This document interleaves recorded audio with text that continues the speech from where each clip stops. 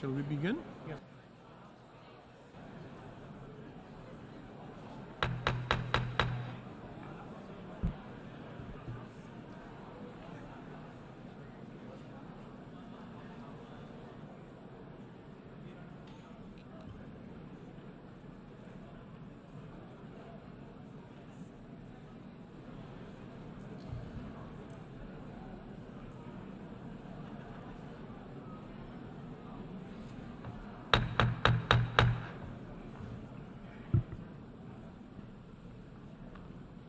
I declare the 10th emergency session of the General Assembly resumed.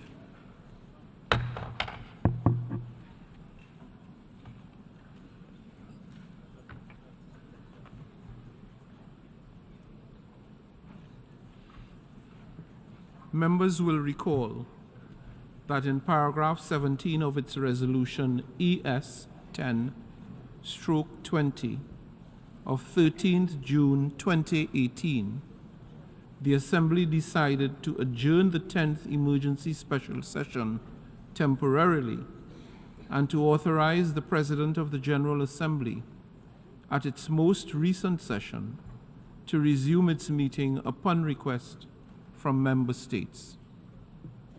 In this regard, I should like to draw the attention of delegations to document A/ES 10/958, which contains a letter dated 19th October 2023 from the permanent representatives of Jordan and Mauritania to the United Nations in their respective capacities as chairs of the Arab Group and the Organization for Islamic Cooperation Group, and document A/ES 10/961, which contains a letter dated 18th October 2023 from the permanent representatives of Nicaragua and the Russian Federation and the Chargé d'Affaires ad interim of the Syrian Arab Republic, requesting the resumption of the 10th emergency special session of the General Assembly. I intend to conduct the proceedings of this meeting in accordance with the rules of procedure of the General Assembly and the past practices of its emergency special sessions. In accordance with Rule 63 of the Rules of Procedure of the General Assembly, the President and Vice Presidents of the 68th session shall serve in the same capacity at the resumed 10th emergency special session.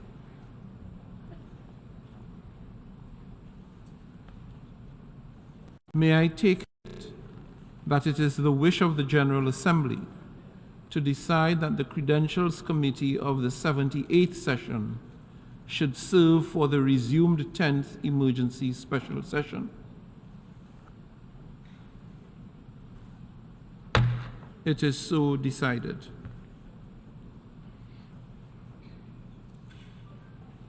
In keeping with established practice, I should now like to invite the attention of the General Assembly to document A/ES 10/959 concerning member states that are in arrears in the payment of their financial contributions to the United Nations within the terms of Article 19 of the Charter.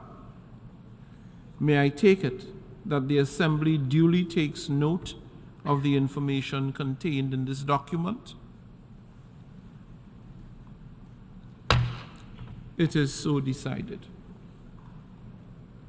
In this connection, may I further take it that it is the wish of the General Assembly to follow the provisions of Resolution 78/2 of 5th October 2023, by which the Comoros, Sao Tome y Principe, and Somalia are permitted to vote in the General Assembly until the end of its 78th session, and also allow these member states to vote at the 10th Emergency Special Session. It is so decided. The General Assembly will now resume its consideration of Agenda Item 5, entitled Illegal Israeli Actions in Occupied East Jerusalem and the Rest of the Occupied Palestinian Territory. The President will now deliver a statement.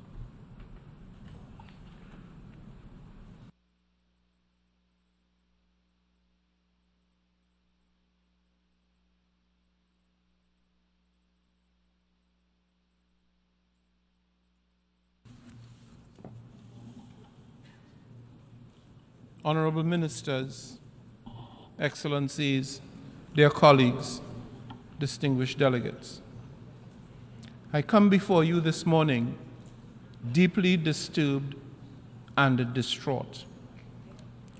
Only this Tuesday, we mark the anniversary of the United Nations Charter, the day on which our organization was founded out of the ashes of the most heinous crimes against humanity in history.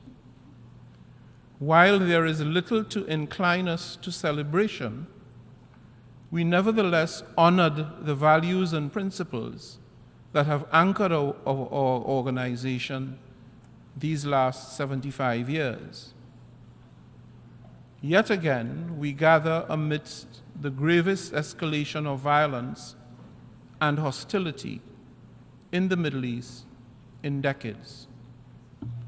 Perhaps the most dramatic and difficult to countenance was the Al-Ahi Baptist Hospital attack that killed several hundred people in a single incident.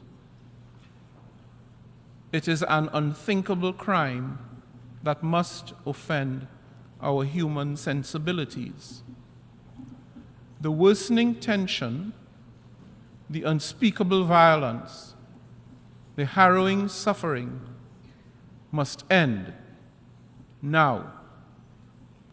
I once again condemn the attack on Israel by Hamas on the 7th of October and reject the killings and the taking of civilian hostages, including women, children, and the elderly.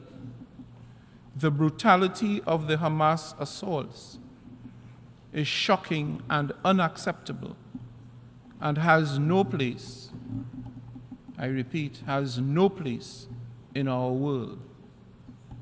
Similarly, I condemn and reject the indiscriminate targeting of innocent civilians in the Gaza Strip and the scale of destruction of critical infrastructure by Israel.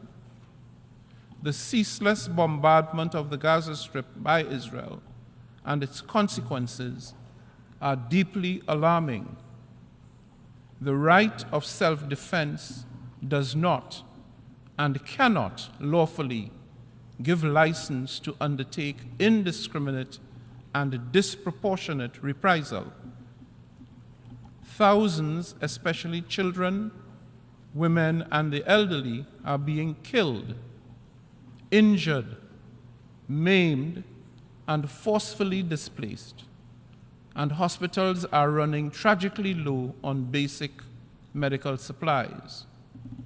The rules of war dictate that on the ground, civilians and civilian installations must always be protected at all costs. And here, in this august chamber, our preeminent priority must be to protect and to save civilian lives. It is also regrettable that among the appalling loss of lives are United Nations personnel upon whom this organization depends to provide and deliver critical humanitarian support and other services to millions of Palestinians in dire need. I express my sincere solidarity with all those who have lost their loved ones, their homes, and their sense of security or belonging. And I join the Secretary General in expressing my deepest condolences to the families of the 35 UN staff members who have lost their lives in the noble cause of humanitarian service. I also take this opportunity to pay tribute to the entire UNRWA staff and other humanitarian workers for their continued unwavering and heroic efforts under these very distressing circumstances. Excellencies, all parties to this conflict must abide by international humanitarian law and immediately create the necessary conditions to allow for an opening of humanitarian corridor to the Gaza Strip. We must ensure that urgently needed life-saving assistance reaches those in need, from the delivery of basic foodstuff to the safe passage of humanitarian aid, humanitarian and medical staff. Any action to the contrary, to deprive the people of Gaza unimpeded access to essential livelihood supply, would be a clear violation of their human rights and an affront to international humanitarian law. We, the United Nations, cannot allow our fundamental principles of human rights and of international law to be compromised. As the United Nations, we are obliged to uphold them without any conditions or reservations, and certainly without any exceptions. Over the years, the United Nations has conducted successful humanitarian operations that have had significant impacts.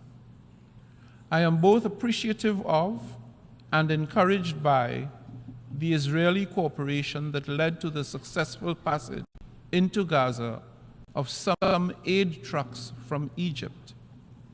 But this is clearly a drop in the ocean of Gaza's 2.5 million inhabitants, almost half of whom are children. Excellencies, dear colleagues, at this juncture, the most immediate step is clear. The violence must cease and further bloodshed must be prevented. I call for the prompt and unconditional release of all hostages. I also call for an immediate, unconditional humanitarian ceasefire. And I also call for an immediate, unconditional opening of corridors of humanitarian assistance and relief. The only path to a comprehensive, just, and lasting peace is a negotiated two-state solution consistent with international law, the UN Charter, and relevant United Nations resolutions.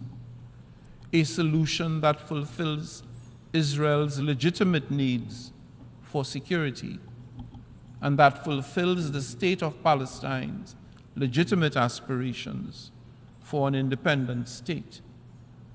I urge all parties, state and non-state, to set aside their animosities and focus instead on averting war through prioritizing saving lives. This means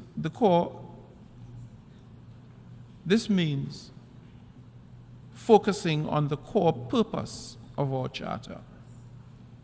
It means engaging in dialogue and harnessing the support of the Secretary General and his special coordinator, Tor Wennesland.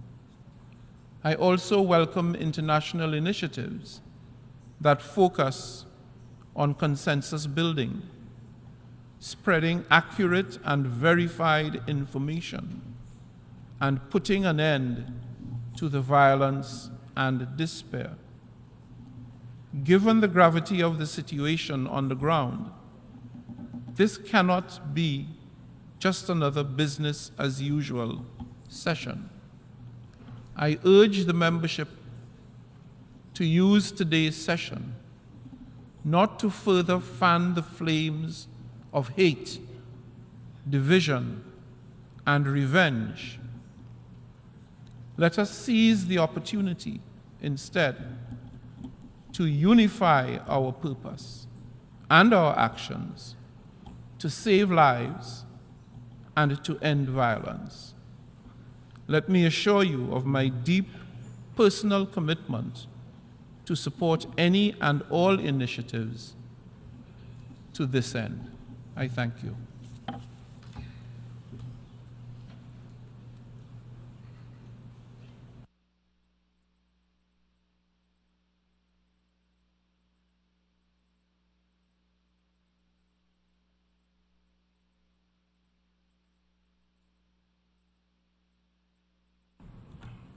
I now give the floor to the distinguished representative of the observer state of Palestine.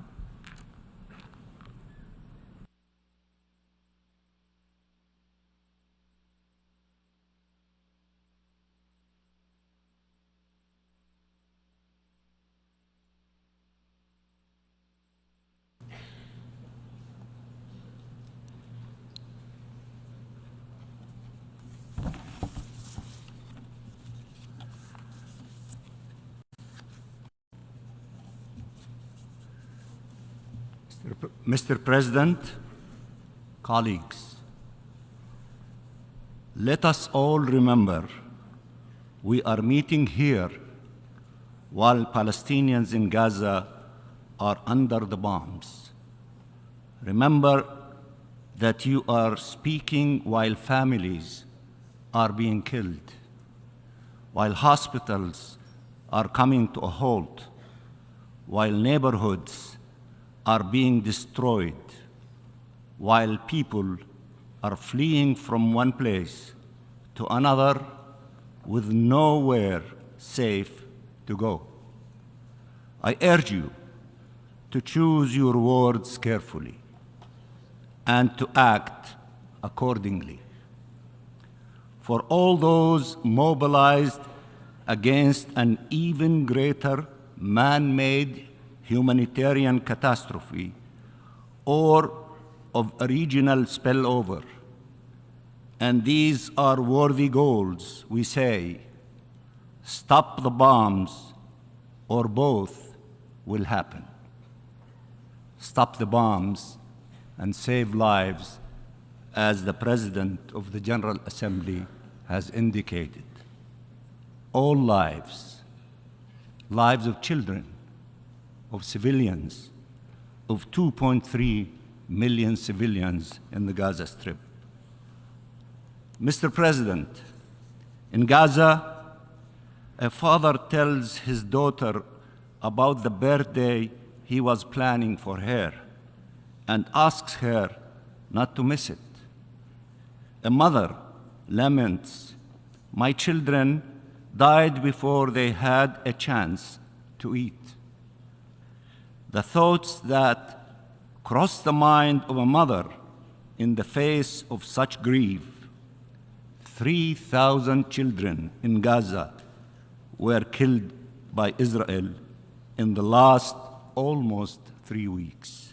I repeat, 3,000 children, innocent children, angels, killed in Gaza during the last 3 weeks. A man embraces his mother and pleads like a child. "Come back, I beg you. Come back, and I will take you wherever you want." He hugs her and can let go. But there is no time to mourn. more death is on the way. 1,700 women were killed by Israel in the last 2 weeks. A young man wrote, "We will not leave Gaza. We will only leave Gaza to join the heavens." A few days later, he did. 7,000 Palestinians have been killed by Israel in the last almost 3 weeks. 70% of all those killed are women and children. Almost all killed are civilians. Is this the war some of you are defending? Let me repeat, is this the war that some of you are defending? Can this war be defended? These are crimes. This is barbarism. If you do not stop it for all those who were killed, stop it for all those whose lives we can still save. Jinan, a little girl under the rubble, shouts at the people coming to rescue her. What took you so long? There are 900 Palestinian children under the rubble, alive or dead, wondering what is taking so long, wondering if any help is on the way. Anas, a little boy who is known as Anus, crawled from under the rubble, not to find light, but more darkness, devastations and death all around him. His ordeal has only started, not ended. 1,600 Palestinians are under the rubble, and no one can reach them to save them or bury them. A doctor speaks of a term coined during this war: wounded child with no surviving family. 80 Palestinian families have lost 10 or more of their members. Sometimes up to 45 members of the same family were killed. 18,000 people are wounded, many treated in hospital hallways, if at all, with no anesthesia. Paramedics who have seen death time and time again break down and cry. This time is just too much.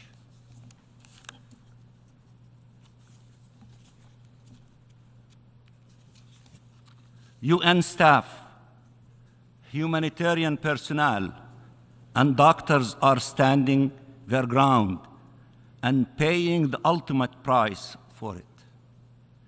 This memory is honored by some as if a natural disaster had killed them, not a UN member staff. As hospitals turn into morgues, doctors and patients alike wonder, is help on the way? Is help on the way? They are not listening to the explanations of some leaders on why the war has to go on. They just hear the bombs. They just feel the blast. They just face all this death trying to survive or to honor the pledge they took to save lives with no means to do so. People are ordered to evacuate. They look at their children. Should we head south? Will we be bombed on the way or once there? Should we go to a hospital courtyard, a UN school, a church, a mosque, sleep in our car in the streets? But bombs are everywhere. What choices do you make as a parent when there are only impossible choices, when death is everywhere, devastation is everywhere. A man stands in front of his house, turned into rubble yet another time. After a long pause, he asks, "How do you bury a house?" Israel has destroyed over 40% of all homes, making an entire population homeless and displaced, 1.4 million people, in the hope to forcibly transfer them outside the territory. The Israeli foreign minister came to the Security Council and said, "This meeting should conclude with a clear message. Bring them home. For millions of Palestinians, there is no home to go back to. For thousands, there is no family left to embrace. Not by an act of God, but by the acts of a government represented here in this chamber." He spoke of families and their pain. There is not a single family in Gaza that has not endured epic suffering. He told you horrible it was to kill civilians, just before justifying the killing of Palestinian civilians by the thousands. He spoke of the fear felt by people when rockets are launched. Israeli bombs have not spared a single square meter of Gaza. He believes the difference between civilization and barbarism is who is doing the killing or how they do it. He believes the laws of humanity and of our international law-based order apply to others but not to Israel. That they protect Israeli lives and allow the killing of Palestinians and taking Palestinian lives. He believes Israel can pretend it is abiding by the very laws it is breaching live on your TV screens and before your eyes. That if you say Hamas enough times, the world will not be able to object to wiping off from the face of earth entire families, 4 generations at a time, or to a siege where you let in enough humanitarian aid to pretend you have a sense of humanity, but nowhere enough to address the immense needs that are growing exponentially as you keep bombing a besieged territory. He says release the hostages and takes 2 million Palestinian hostages. Let me translate these numbers.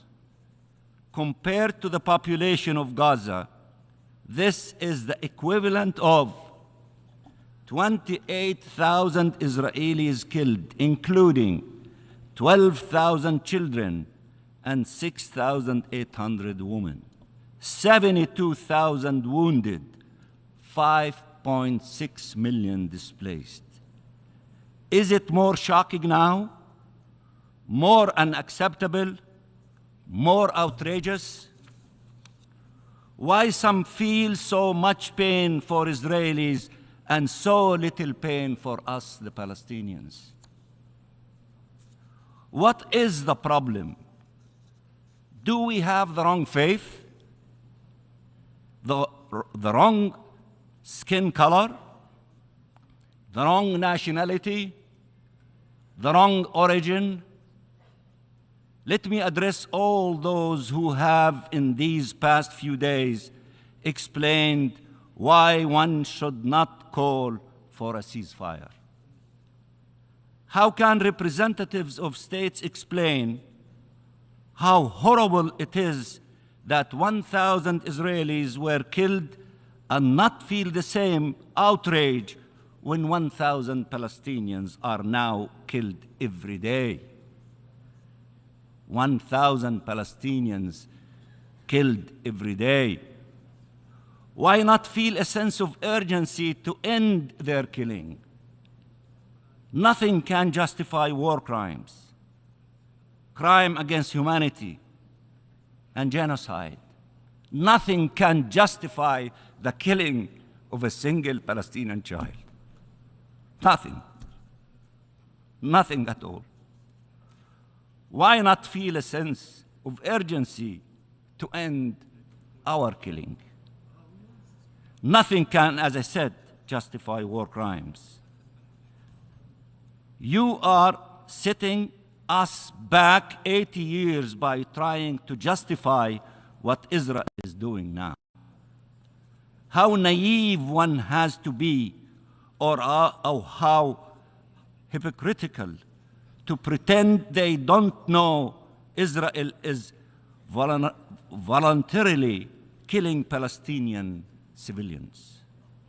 Who can believe that those killed by Israel are for 70% children and women, and that entire families were killed while Israel is trying to minimize civilian death? They kill all of us, they kill thousands of us, and they say they are trying to minimize killing civilians. How will it look like if they were trying to maximize killing Palestinian civilians? If killing 7,000 is to minimize, killing 700,000 would be possible to maximize. We don't need you to offer us semantic reassurances about IHL and protection of civilians. We need you to honor these norms, not recall them only to justify their breach seconds later. This selective outrage is outrageous and needs to stop, and need to stop now. These people you watch in your screens for a few minutes a day, every night, while they are being slaughtered, they have survived decades of military occupation, a 16 years long blockade, and 5 wars in the Gaza Strip. They built and rebuilt their lives and their homes again and again against all odds, despite tremendous suffering. They are walking miracles. How could you leave them to be killed once again? The answer to the killing of Palestinian civilians is not the killing of Israeli civilians. And the answer to the killing of Israeli civilians is not the killing of Palestinian civilians. Vengeance is a dead end. The only path forward is justice. The only path forward is justice. Justice for the Palestinian people. Don't distort the law. Don't bend it. Don't break it. Don't betray it to accommodate Israel. Uphold it, and uphold it high. This is what we are here for as a United Nations, to save future generations from the scourge of war. Uphold it for the sake of all nations, for the credibility of these United Nations. Mr. President, Wael al-Dahduh was reporting on the massacres in Gaza. For those of you who do not, who is Wael al-Dahduh? He is the field correspondent of Al Jazeera in the Gaza Strip. As he's been doing relentlessly for days now, when he received the news of an Israeli airstrike that killed his wife, his son, and his daughter, he did something many parents do in these circumstances. He spoke to his son, waiting for an answer that never came. He told him, didn't you tell me you wanted to be a journalist? His son wanted to be a journalist, even though journalists are targets in Palestine. Remember Shireen Abu Akleh? Now, the dream of the son will haunt the father. Wael said a few words that I want you to hear well. He said, they took their vengeance out on our children. He then said in a heartbreaking voice, Malish, allow me to explain it to you. Literally, it means that's okay. But let me tell you what I believe he meant. Let me do it in Arabic. تبا لواقع تقتل فيه غزة. What a world where Gaza is being killed again before the cameras of the world. Shame on all those who do not respect our humanity, our dignity, our suffering. All those who justify the acts of the killer instead of standing by the victim, to all those who justify the crime and give condolences to the victim and explain that the killer is not responsible for the killing. Shame to all those who do not stand by our people in Gaza and put an end to the massacre. Shame to this forum if a word of truth is not pronounced on it. Shame to the one who will speak after me to defend the wrong and justify the killing of innocent people. There is no justice on this earth. We have God. We have only God to go to.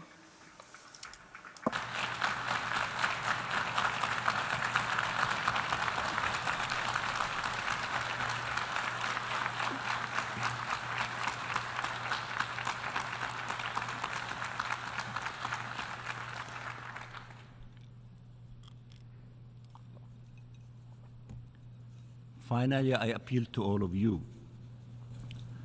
Vote to stop the killing. Vote for humanitarian aid to reach those whose very survival depends on it. Vote to stop this madness. You have a chance to do something, to give an important signal. Choose justice, not vengeance. Choose to defend the law, not justify its breach. Choose peace, not more wars. Vote to put an end to almost 3 weeks of the worst double standards we have seen in decades. To restore some credibility of this place and the rules it is supposed to embody. Do not miss this chance. Lives are hanging in the balance, and every life is sacred.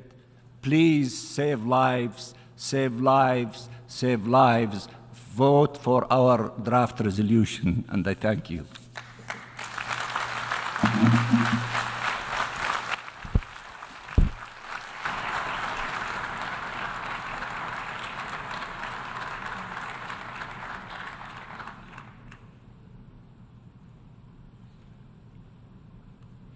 I now give the floor to the distinguished Deputy Prime Minister. I'll give the floor to Israel.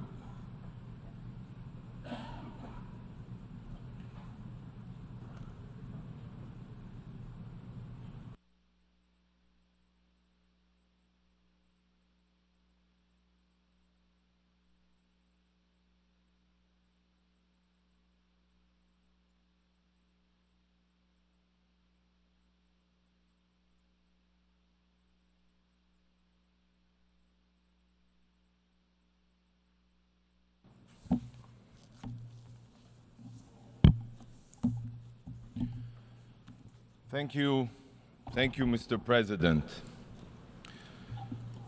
Distinguished colleagues, we are gathered here in this hall today as a result of a resolution called Uniting for Peace. Sadly, this emergency session has nothing to do with peace. Every member state here today who is convinced that we are about to discuss yet another round of conflict in the Middle East, another dispute between Israel and the Palestinians, is wrong. The October 7th massacre and what ensued has nothing to do with the Palestinians. Nothing. It has nothing to do with the Arab-Israeli conflict or the Palestinian question. This is not a war with the Palestinians. Israel is at war with the genocidal jihadist Hamas terror organization. Only. It is the law-abiding democracy of Israel against modern-day Nazis. These are the facts. Hamas do not care about the Palestinian people. They do not care about peace or dialogue. Hamas has only one goal: to annihilate Israel and murder every single Jew on the face of the earth. Their original charter makes this very clear. I'll read you a few lines. Israel will exist and will continue to exist until Islam will obliterate it. Another quote: there is no solution for the Palestinian problem except by jihad.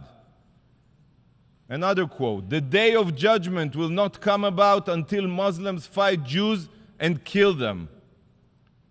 Friends, on October 7th, it became clear to the entire world that Hamas's charter was not a compilation of empty words. It was an action plan. An action plan. Imagine a bright sunny day, clear skies, music in the air, young people are dancing, a rave, a concert for peace. Yes, for peace. It is early morning on the holy Sabbath. The sun has just risen to mark a new day. It is also a festive Jewish high holiday, Simchat Torah. Simchat Torah means the joy of the Torah, where we celebrate the book of books, our holy Bible. And then, in one split second, this idyllic Eden became hell on earth. The peaceful morning air was pierced with the wail of rocket sirens. Thousands, I'm telling you, thousands of Hamas mortars and rockets rained down indiscriminately on many Israeli cities and villages. But the rockets were only cover for the pogrom that followed. Barbaric Hamas terrorists invaded Israel from the sea, the land, and the air.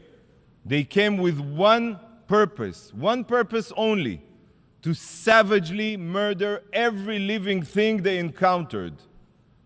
Hamas Nazi murders went from house to house with hit lists. A thoroughly planned, willful, premeditated attack. They brutally murdered civilians in their beds. They drove pickup trucks with machine guns. Yes, we all remember, just like ISIS, and fired blindly at hundreds of young people at a concert. 300 were burned alive or butchered in that concert. Much of what remained were clumps of flesh and bloody limbs. Parents had to bring their children's toothbrushes for DNA so they could figure out whose limb belonged to who. These Hamas monsters raped women and children, parading naked girls that they raped and bodies that they defiled through the streets of Gaza, while thousands, and I'm telling you, thousands, you can see the footage, jeered and cheered. The savages tortured small babies. Just like the Nazis, Hamas terrorists removed infants from their cribs. Yes, we have it on video. Swung them repeatedly against the ground until their skulls became a pulp. Children were murdered in front of their parents, and parents in front of their children. I've seen a video of a terrorist filmed by himself, who tossed a grenade into a bomb shelter with a father and his two young boys inside. The father was killed instantly, and the two boys ran out of the shelter screaming that their father is dead and that they want to be dead too. All this is occurring, believe it or not, as the monster who murdered their father calmly helps himself to the contents of the family's fridge. Yes, no horror movie compares to the pure brutality that Hamas carried out. No, none. Amit Man, a 22-year-old from Kibbutz Be'eri, and a paramedic for Magen David Adom, Israel's Red Cross. She dedicated her life, literally, and you will understand why, to saving others. When the Hamas monsters invaded the kibbutz, Amit ran to the clinic to treat as many wounded as she could. For hours, Amit worked non-stop trying to save lives. She knew the sadistic terrorists were outside her clinic because she heard the gunfire, but she stayed there. She was committed to saving lives, not running away. Finally, the terrorists burst into her clinic and put a bullet through her brain. She was a Magen David Adom paramedic, the Israeli Red Cross, in uniform. But that didn't stop these savages. This is how the rescue teams found Amit.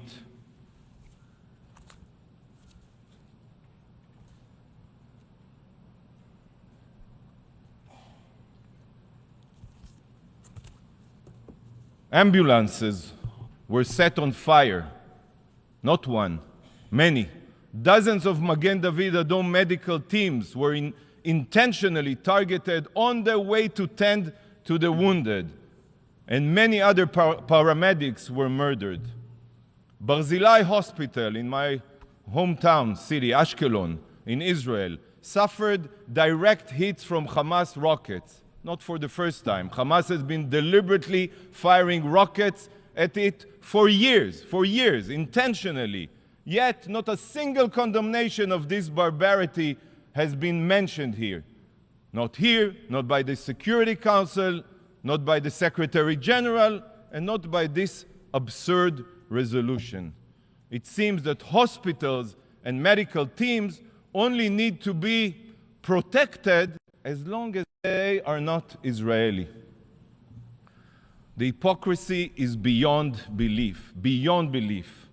The brutal ISIS-like monsters abducted over 220 hostages from Israel and dozens of other countries, including babies, children, persons with disabilities, the elderly, and Holocaust survivors.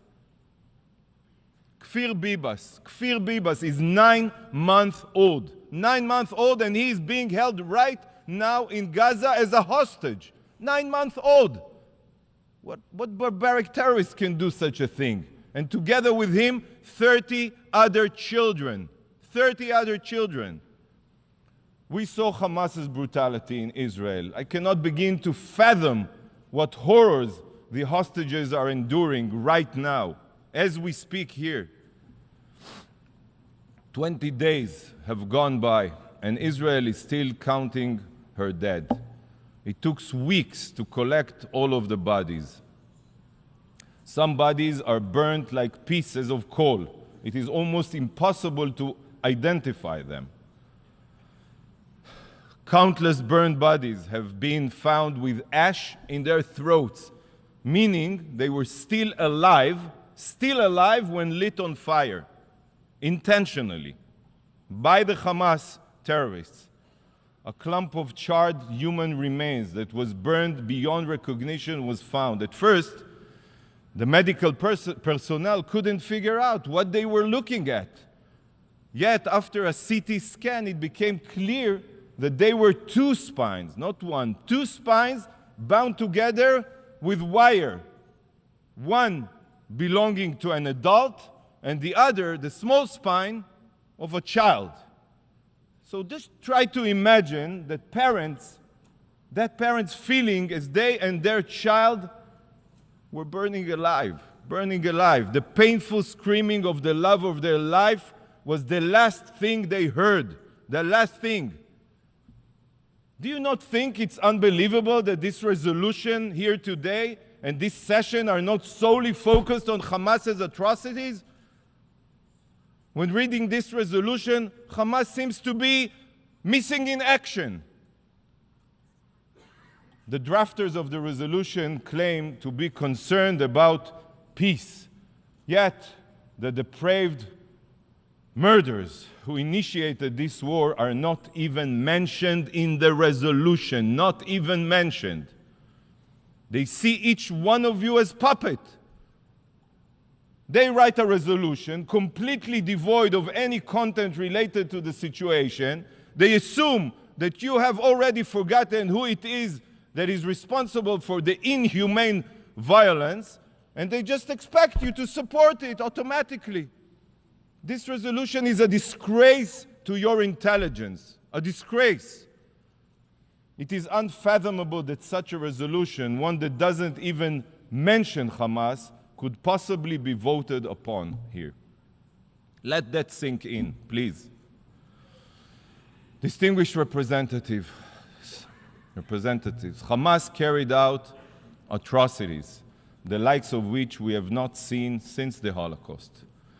Yet, unlike the Holocaust, where the evidence we have is mostly black and white photographs and soundless footage, here the proof is in high definition. Because some of it is from, yes, security footage, but much of it is from the cell phones and GoPro cameras belonging to the Hamas Nazis themselves. Many may be asking, why did they film their sadistic violence? Well, I'll tell you why. Very simple. They filmed it in order to terrorize the Israeli public, to release these videos and put fear in the hearts of the citizens of Israel. By the way, this is what terrorists do. They terrorize. I have seen much footage over the past weeks that will be seared into my mind forever. But there is one sight that I keep on seeing when I try to sleep. In the video, one can see a terrible injured civilian, bloodied yet alive, laying on the ground as a Hamas savage screaming, Allahu Akbar, repeatedly pummels the man's neck with a garden hoe in order to decapitate him. The man on the ground is an agricultural worker from Thailand. He's not Israeli, he's not Jewish. He was merely alive trying to make a living for his family. But he was decapitated with a blunt gardening tool. Horrifying. Israel is not at war with human beings. We are at war with monsters. Here is the video.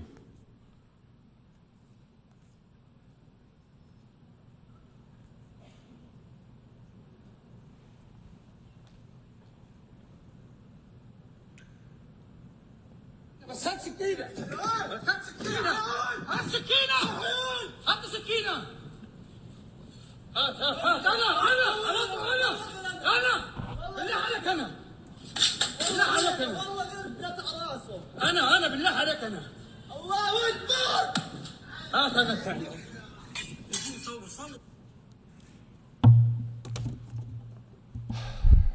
My mission distributed and will continue to distribute QR codes with a direct link to files where you can see this horror and many other Hamas atrocities. What you see here are not pictures from Auschwitz. but Israelis, raped, butchered, and burned alive. This is not Auschwitz. This is Hamas. There are no words in the English language, in any language, to describe the evil that we all just witnessed. And the reason it is not describable is because it has no place among humankind. Over 1,400 have been slaughtered, 1,000 injured, and over 220 hostages are being held right now by Hamas ISIS terrorists. To say that this is Israel's 9/11 would be an understatement. Proportionally, the death toll of this atrocity is 15 times bigger than 9/11. By the way, our enemies are not 7,000 miles away, they are 7,000 feet away, in our own backyard. So for this reason, Israel's mission is to eradicate this evil from the earth. Eradicate. ISIS was the Islamic State of Iraq and Syria, and Hamas is the Islamic State of Gaza. So just as was done with ISIS, Hamas must be no more. Our goal is to completely eradicate Hamas's capabilities, and we will use every means at our disposal to accomplish this. Not for revenge, no. Not for retaliation, no. But to ensure that such depravity, such atrocities never occurs again. Israel is at the forefront of the war on radical jihadist terror. And if Israel doesn't succeed in obliterating Hamas's terror capabilities, the whole world will pay the price. Hamas's genocidal ideology, just like ISIS, Al-Qaeda, or the Ayatollah regime in Tehran of Iran, is not just about destroying Israel. You all know it. It is ultimately about world domination. It is about bringing the jihad war to the soil of each and every one of your countries. They will not stop until they murder all of the infidels, as they call us. Colleagues, for the past 16 years, the international community and the UN have been complacent to Hamas's terror buildup in Gaza. Complacent. The world has kept its head in the sand as Hamas embedded its missiles and rockets deep within and under the civilian population of Gaza. It accepted an absurd reality that a law-abiding democracy could live side by side with cancerous genocidal terrorists that fire tens of thousands of missiles indiscriminately at our civilians, unprovoked. We have seen that nothing can change Hamas's genocidal ideology. Sadly, not the rehabilitation of Gaza, not economic incentives, not any promise of a brighter future. The UN tried. Many of you tried. But everyone failed. Everyone failed. And you know why? Because nothing can change a genocidal ideology. Nothing. There is only one solution to curing a cancer. It is the evisceration of every cancerous cell. The international community has poured billions of dollars into Gaza. And it all went to Hamas's war machine. It went to its subterranean city of terror. It went to its missile manufacturing facilities. And you remember, 18 years ago, Israel unilaterally withdrew from all of Gaza. We withdrew from all of Gaza. Hamas could have invested the international funding it received into building power plants, water desalination plants, every other civil infrastructure. But no. Instead, Hamas exploited every inch of the Gaza Strip for their violent goals. Because to Hamas, Gazan civilians are nothing more than mere cannon fodder, human shields who in death become pawns for Hamas's libelous propaganda campaign. Hamas is counting on you. They are certain that despite the terror and massacre, the UN will still come to their rescue and prevent Israel from defending itself. Friends, Israel is on a rescue mission. our rescue mission to save our hostages, to save our future, and to save the people of Gaza from their savage tyrants. Our rescue mission. And colleagues, the rescue mission can end quickly. Now, it can end now. No need for complicated, empty resolutions. It can end now. Should Hamas put down their arms, return our hostages, and turn themselves in, this war will end without one more shot being fired. Not even one. Why do you not unite and call on Hamas to do this? If the drafters of this resolution truly want peace, if they truly want an immediate solution, then why do they not demand this of Hamas? Instead, this resolution does the exact opposite of finding a solution. The exact opposite. Rather than promoting peace, it only ensures more violence. It should be called uniting for terror, not uniting for peace.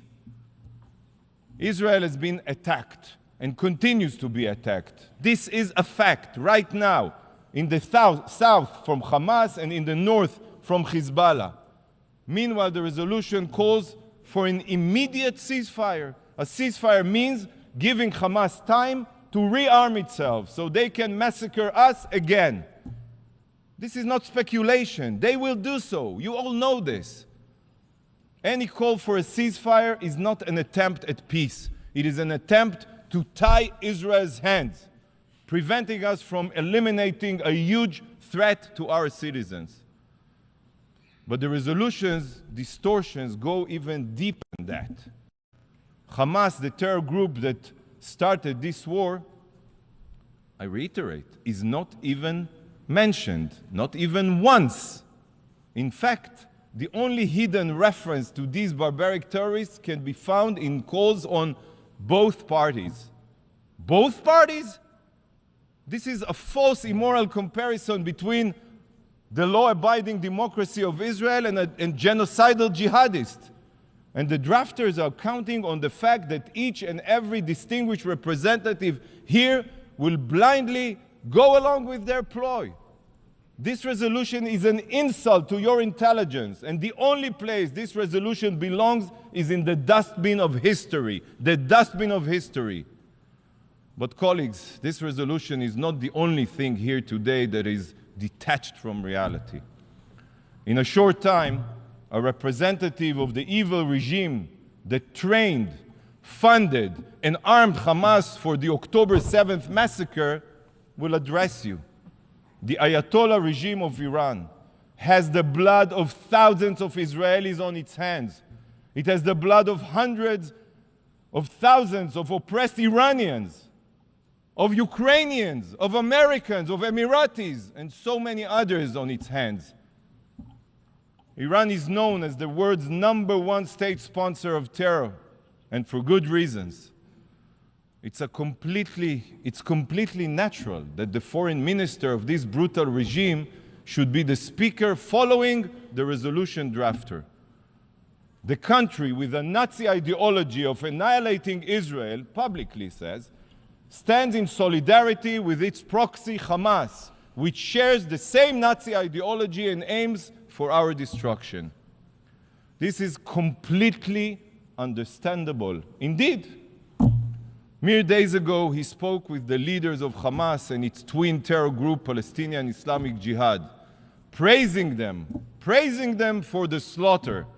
And today he is here to fill your ears with poison. Indeed, uniting for peace, uniting to butcher every Israeli to pieces.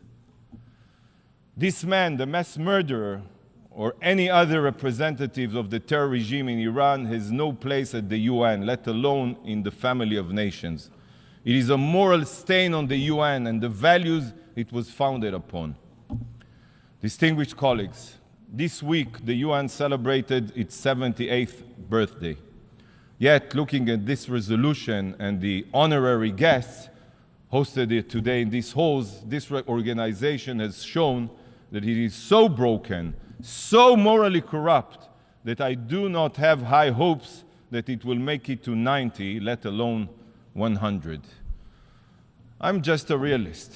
Today serves as the clearest proof that this body is bleeding its relevance, legitimacy, and justification. What we are witnessing today is a desecration of what the UN was meant to be. Following the horrors of the Holocaust, this institution was established to prevent atrocities from repeating themselves. Yet, in these very halls, we have perpetrators of the most grotesque human rights violations and crimes against humanity who also exploit their power and so-called members of the family of nations only to single out law-abiding democracies such as Israel. If this organization wants to maintain any shred of legitimacy, it is imperative that you, please, distinguished representatives, no longer play along with this farce of anti-Israel double standards. Vote against this biased resolution. Stand on the right side of history. Don't stand with the genocidal jihadists committed to your destruction. Rise above internal political considerations and do what is moral and right. Mr. President, Israel will not stop fighting for the truth, even if we remain the sole voice of reason in these halls. Israel will continue combating the genocidal terrorists committed to our destruction. We will not rest until Hamas is obliterated and our hostages are returned home. And we will bring them home. I will conclude with a moment of silence for all the victims of Hamas's atrocity. If the supporters of this resolution choose to ignore the victims in their text, I will pay respect to their memory.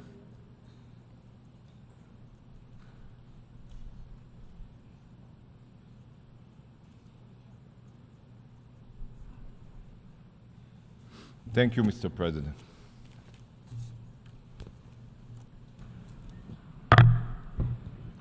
I now give the floor to the distinguished Deputy Prime Minister and Minister of Foreign Affairs and Expatriates of the Kingdom of Jordan, His Excellency Ayman Safadi, on behalf of the Arab Group.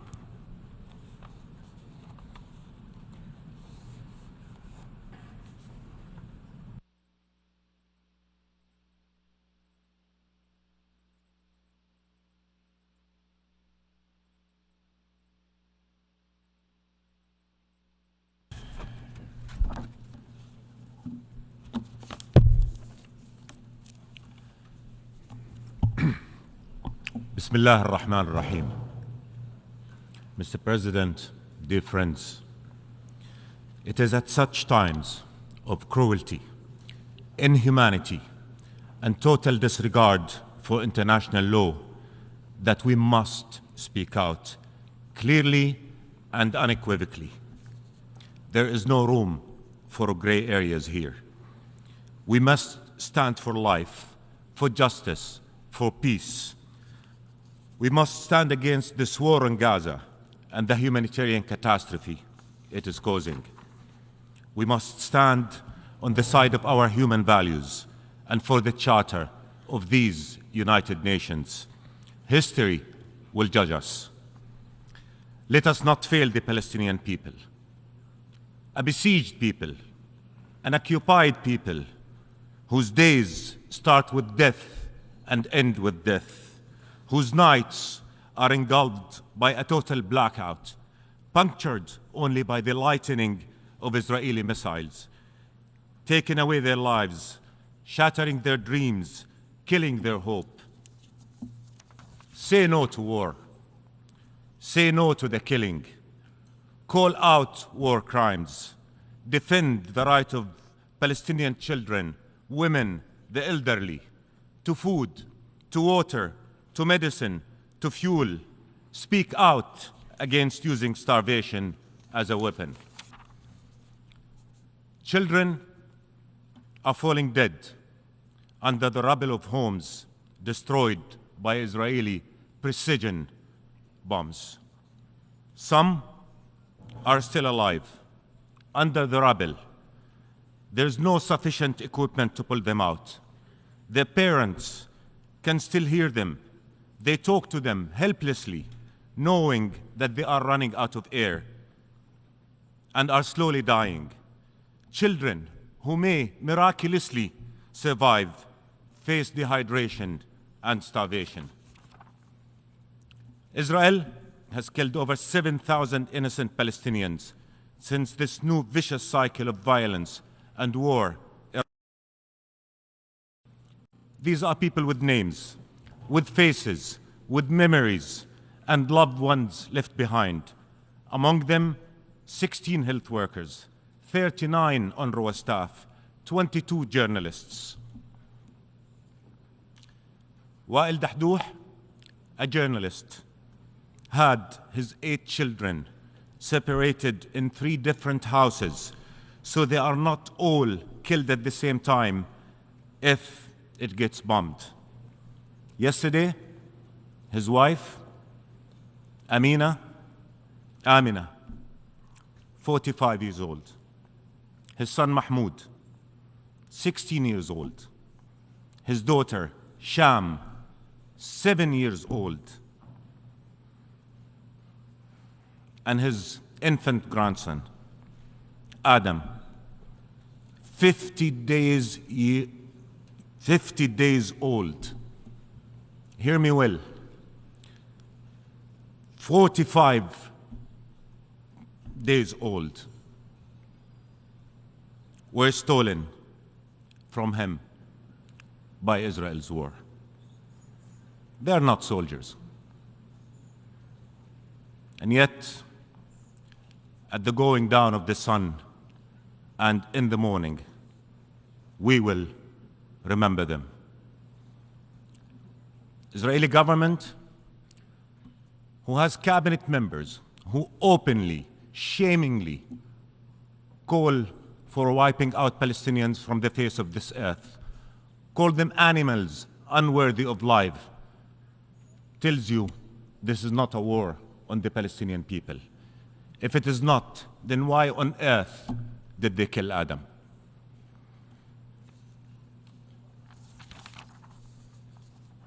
عليه وعليهم. Upon them and upon all of those who have ascended to the heavens, may God's blessings remain.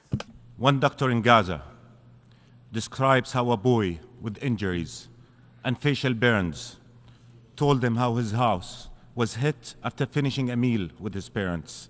His father, sitting next to him, he says, was killed outright. His mother suffocated in the smoke. I don't have videos to show you. We respect the dead too much. We respect the pain of their families too much to show videos. But check out your mobiles. Thousands of videos depicting the abomination, the horror, the inhumanity to which thousands of Palestinians are being subjected and have been subjected. Israel is making Gaza a perpetual hell on earth. The trauma will haunt generations to come. And dear friends, don't be fooled. Don't let them tell you that this is a war between Muslims and Jews. I stand before you as a Jordanian, as an Arab, as a Muslim, and I tell you, we value life, Muslim life, Christian life, Jewish life. We value the sanctity of life. The Israeli representative did not say a word about Palestinian lives shattered in this war. Yet the Palestinian one before him, and I do, and I say, we care about all lives, about all civilians, Muslims, Christians, Palestinians, Jews, Israelis, all lives.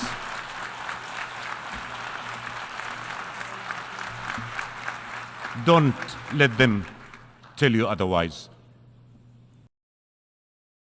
Insult to intelligence is. Dear friends, rage must not blind us to the futility of violence. It must not desensitize us to the pain of fellow human beings. We condemn the killing of all civilians, no matter their race, their identity, their nationality, or their religion, because these are our human values, and this is our morality. Israel must uphold these values too. How many wars? How much death has our region suffered? And what good did that do? All of us. It did not bring security to Israel. It will not. It did not bring security to any of us. My friends, the right to self-defense is not a license to kill with impunity. Collective punishment is not self-defense. It is a war crime. We must say it as it is.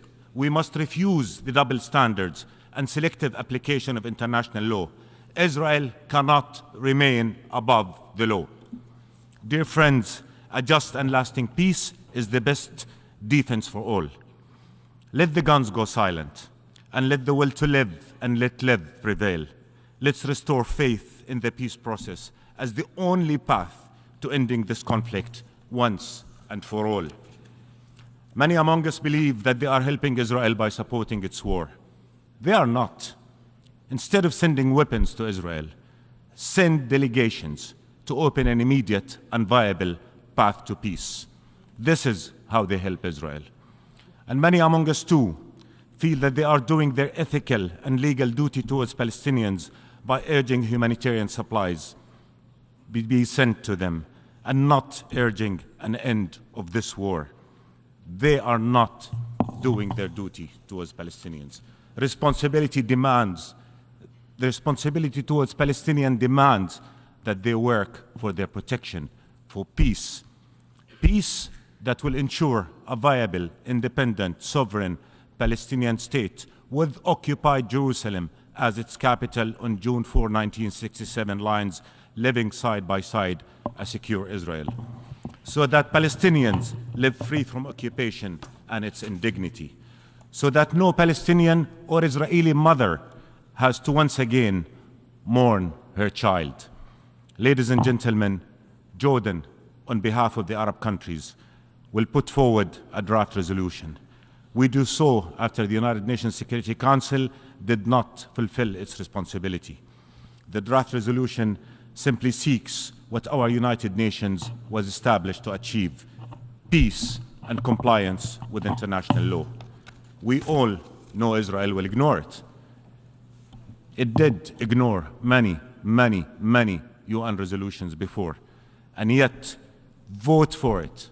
Vote for it. Make a stand. Ladies and gentlemen, a month ago, His Majesty King Abdullah II stood before this very assembly. His words echoed true then. They are even more relevant now. He said, and I quote,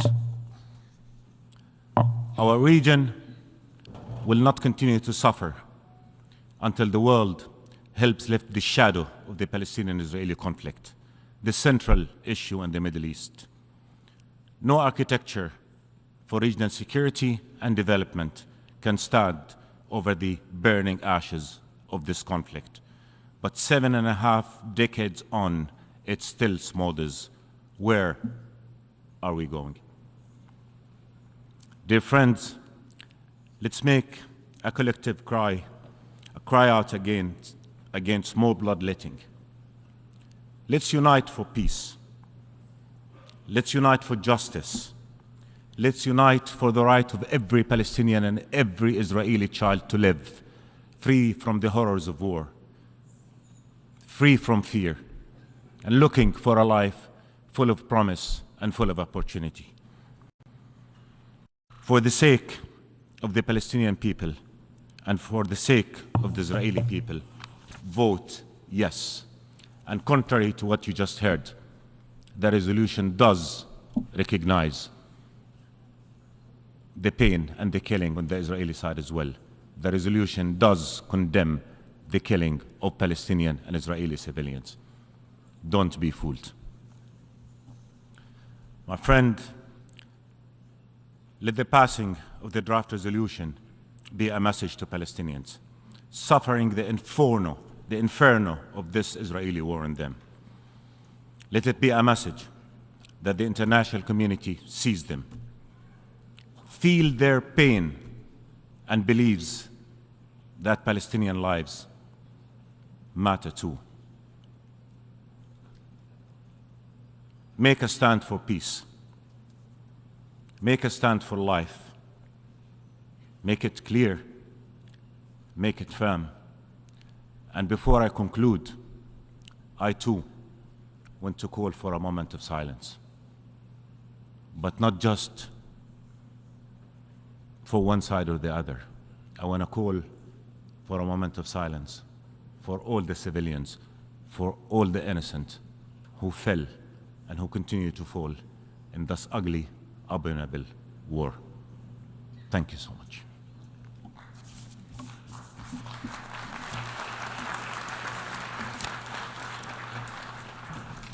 I thank the distinguished representative of the Kingdom of Jordan, and I now give the floor to His Excellency Hossein Amir Abdullahian, the Minister of Foreign Affairs of the Islamic Republic of Iran.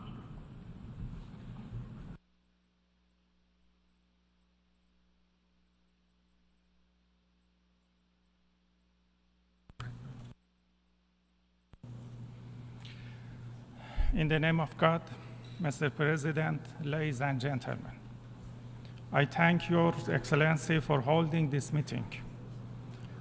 The world knows that the Islamic Republic of Iran plays the most constructive role in helping peace and security, as well as fighting terrorism and ISIS. Mr. President, it has been 3 weeks that we have been witness to the war crimes and genocide of the occupying Israeli regime in Gaza and the West Bank of Palestine. The United States and several European countries have sided with the occupying regime of Israel without observing the UN Charter and international law. They call a Palestinian liberation movement a terrorist, which has the right to self-defense and self-determination. But they refer to the occupying and war criminal regime that is committing genocide in Gaza and having the right to self-defense. Unfortunately, this is the state of our world today. This is the situation of the Security Council, which was supposed to try to establish world peace and security. Today, United States and several European countries are watching and supporting the killing of about 7,000 civilians in less than 3 weeks by the Israeli regime in Gaza and West Bank of Palestine. And they help this regime militarily and financially. We recommend the United States to work for peace and security, not war against people, children, and women. Instead of sending rockets, tanks, and bombs to be used against Gaza, United States should stop supporting genocide in Gaza and Palestine. Mr. President, the history of Iranian civilization shows that we have always supported peace and security. But today in New York and the United Nations, I say frankly to the American statesmen who are now managing the genocide in Palestine that We do not welcome to expansion of the war in the region, but I warn, if the genocide in Gaza continues, they will not be spared from this fire. It is our home, and West Asia is our region. We do not compromise with any party and any side, and we have no reservation when it comes to our home's security. The genocide in Gaza must stop immediately. The forced displacement of the people of Gaza must be stopped immediately. Today, Gaza is waiting for urgent and vital humanitarian aid. According to international law, the Palestinian Liberation Movement, Hamas, is fighting the occupation and has a legitimate right. Mr. President, according to our negotiations, Hamas is ready to release civilian prisoners. On the other hand, the world should support the release of 6,000 Palestinians held in Israeli prisons. Now, allow me to continue the rest of my remark in the Persian language. Mr. President, according to history and based on documents of the United Nations, the Palestinian issue has a history of about 80 years. Therefore, trying to reduce its dimensions to just one attack and on a Palestinian liberation group is a big lie. According to the international law, as well as hundreds of resolutions of this very same assembly, the entire land of Palestine is an occupied land, and according to this, the Zionist regime is recognized as an aggressor and an occupier. The Palestinian nation, like any other nation under occupation, has the indisputable and inherent right of self-determination and has the right to directly and freely decide on its independence and to create an independent government to decide for itself according to international law, and as specified by Security Council resolutions number 309 and 323 of 1972 and of the Security Council in the case of Namibia, the inalienable right to self-determination and independence is permanent and does not disappear with the passage of time. Therefore, just as the prolonged occupation of the land does not create any rights for the occupier, the passage of time does not in the slightest way the right to determine the fate of the occupied nation. According to the principles and rules of the international law and hundreds of resolutions of this very same assembly, the Palestinian nation, as a nation under occupation, has the legitimate right to resist the occupation using all available methods, including armed struggle. Therefore, the recent hypocritical efforts to introduce the struggle of the Palestinian nation against the occupiers as terrorist actions will not deceive the free nations and the awakened consciousness of the world. The United States of America, as the unwavering and permanent supporter of the occupying regime, is the main cause of the failures of the United Nations, especially the Security Council, in upholding the rights of the Palestinians. The country has for dozens of times prevented the Security Council from fulfilling its duties in this field. Mr. President, we believe that the complete and comprehensive solution to the Palestinian issue is only possible through the full realization of the inalienable right of this nation to self-determination and the establishment of an independent Palestinian state in all of the Palestinian territories and with Al-Quds as its capital.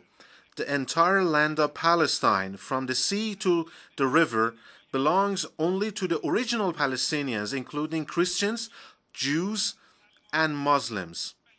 And no institution or country has the right or can give any part of it, of this land, to another person or group. The Islamic Republic of Iran believes in the right of the Palestine to resist against occupation, has offered a political and democratic initiative which includes the holding of a referendum for self-determination amongst the original residents of Palestine, including Jews, Christians, and Muslims, which has been registered by the UN as well. The essence and nature of the Zionist regime is based on aggression, occupation, crime, lies, and deception. So far, this regime has launched more than 20 wars in the region, invaded, without any exception, all its neighbors, attacked a number of countries outside its immediate region and neighborhood, and it still occupies the territory of some other Arab countries, in addition to Palestine. It has committed all the four main international crimes, namely aggression, war crimes, crimes against humanity, and genocide. Not once, but many times, and in some cases, all four crimes simultaneously. And to advance his illegitimate goals, it has failed to adhere to any humane principles or legal rules. Ladies and gentlemen, we must see reality as it is. And the reality is that brutal occupation has transformed into brutal and deep apartheid.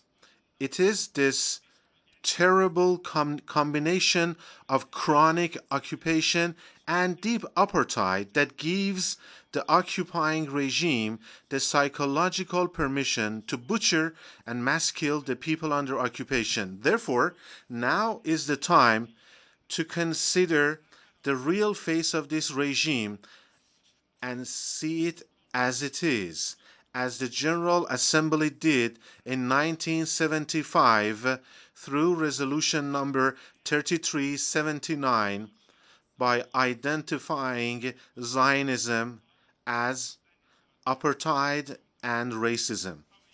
Mr.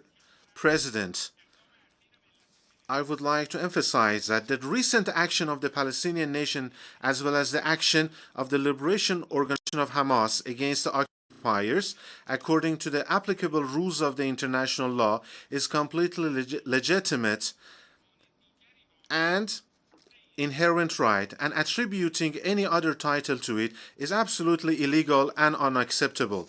Claims such as the right of the so-called legitimate defense should be granted to an occupying regime is also a very ridiculous joke. It is certainly not possible to change the places of the killer and the victim by misusing some expressions. The Al-Aqsa storm operation is just a reaction to the continuation of occupation and the aggressions against the Palestinians, and in response to the widespread crimes of the Zionist regime in recent months. In fact, this operation was the volcanic eruption of the concentrated anger of the entire Palestinian nation against 75 years of continuous and widespread crimes by the Zionist regime, especially in recent months by the Netanyahu government. According to international law, resisting aggression and occupation, including by armed means, is the inherent and legitimate right of the Palestinian of any nation, including the Palestinian nation, and it does not require the permission or order of any country or institution to exercise it. The place and how to exercise this right is based on the recognized international law. Those who repeatedly speak about the necessity of avoidance of an expansion of this conflict, and of course the Islamic Republic of Iran, we have never been after the expansion or the spread of war, and we will never be supporting it. But if, in the truest sense of the word, they don't want this war to spread out, they need to pressure the Zionist regime to fully and immediately stop the war crimes of the Israeli regime if they don't want the conflict to spread out. The recent statements of the official and military authorities of the Zionist regime and its actions in Gaza prove that the killing of more than 7,000 civilians, of which more than 62% are children and women, and the wounding and maiming of more than 17,000 civilians, completely cutting off water, electricity, fuel, food, and medicine to a population of several million, and preventing any effective assistance to them, and brutally and extensively destroying residential places, mosques, churches, hospitals, and infrastructure facilities, have been carried out completely, deliberately, and with an intent of revenge and collective punishment, which are explicitly prohibited under international law, and leave no room for doubt that these actions are a clear violation of international law and a clear example of the crime of aggression and war crimes, and also crime against humanity and genocide. Mr. President, ladies and gentlemen, the actions of the United States, too, which directly participates in this battle through financial and armed support, as well as direct military action and effective political support, are a clear violation of the Charter and international legal obligations of that country, and as a result hold it internationally responsible. In addition, why the United States itself is actually and in practice and directly involved in committing crimes against Palestinians, it is not in a position to invite others to exercise self-restraint and refrain from spreading the war. Therefore, we strongly warn against the uncontrollable consequences of the unlimited financial, arms, and operational supports by the White House to the Tel Aviv regime, which have led to the expansion and added to the severity of the bombardments of the civilians and the Palestinian women and children in Gaza and the West Bank. The current developments in Palestine also clearly prove that the only result of any normalization of relations with Tel Aviv is tantamount to ignoring the legitimate and historical rights of the Palestinian nation, but any kind of normalization of ties with the Israeli regime is doomed to failure. Preventing the escalation of the Palestinian situation, especially considering the current turbulent and tumultuous conditions in different regions of the world, is a global and collective responsibility. We, on our part, are ready to play a more serious role in this field in line with our recent efforts in order to restore peace and security in the west of Asia. In this line, the leaders of the Hamas Liberation Palestinian movement have voiced their readiness to release the non-military prisoners to us, and the Islamic Republic of Iran stands ready to play its part in this very important humanitarian endeavor along with Qatar and Turkey. Naturally, the release of the 6,000 Palestinian prisoners is another necessity and responsibility of the global community. Mr. President, in conclusion, I would like to thank the positive and realistic positions of the UN Secretary General, His Excellency Antonio Guterres, and his efforts on the ground for sending humanitarian aid to Gaza and immediately stopping the war. I would like to emphasize that it is expected from the United Nations to employ a strong terminology and under the 7th chapter of the United Nations Charter force the Zionist regime to immediately stop its war crimes, genocide, and the mass killing of civilians, and provide other grounds for the full realization of the Palestinian nation's right to self-determination. This is, of course, the inherent duty and obligation of the United Nations, which has been delayed for decades for the aforesaid reasons. Now, we all expect the current meeting of the General Assembly that has been held to delve into the Gaza and Palestinian crisis.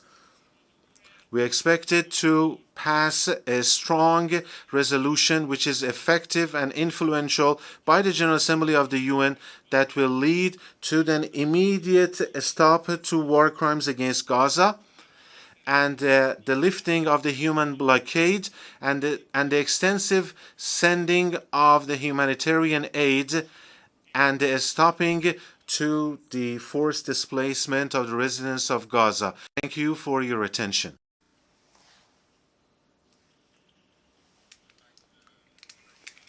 For Foreign Affairs of the Islamic Republic of Iran. I now give the floor to His Excellency Jean Axelbrun, Minister of Foreign Affairs for Luxembourg. Your Excellency.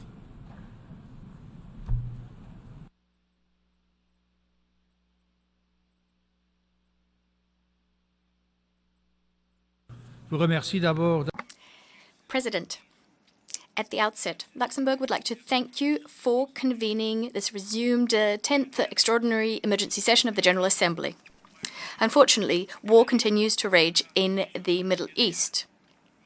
The risk of a regional escalation is very much real, and yet the Security Council has not yet managed to shoulder its responsibility by adopting a resolution on the situation, and this owing to vetoes cast and divisions within the Council.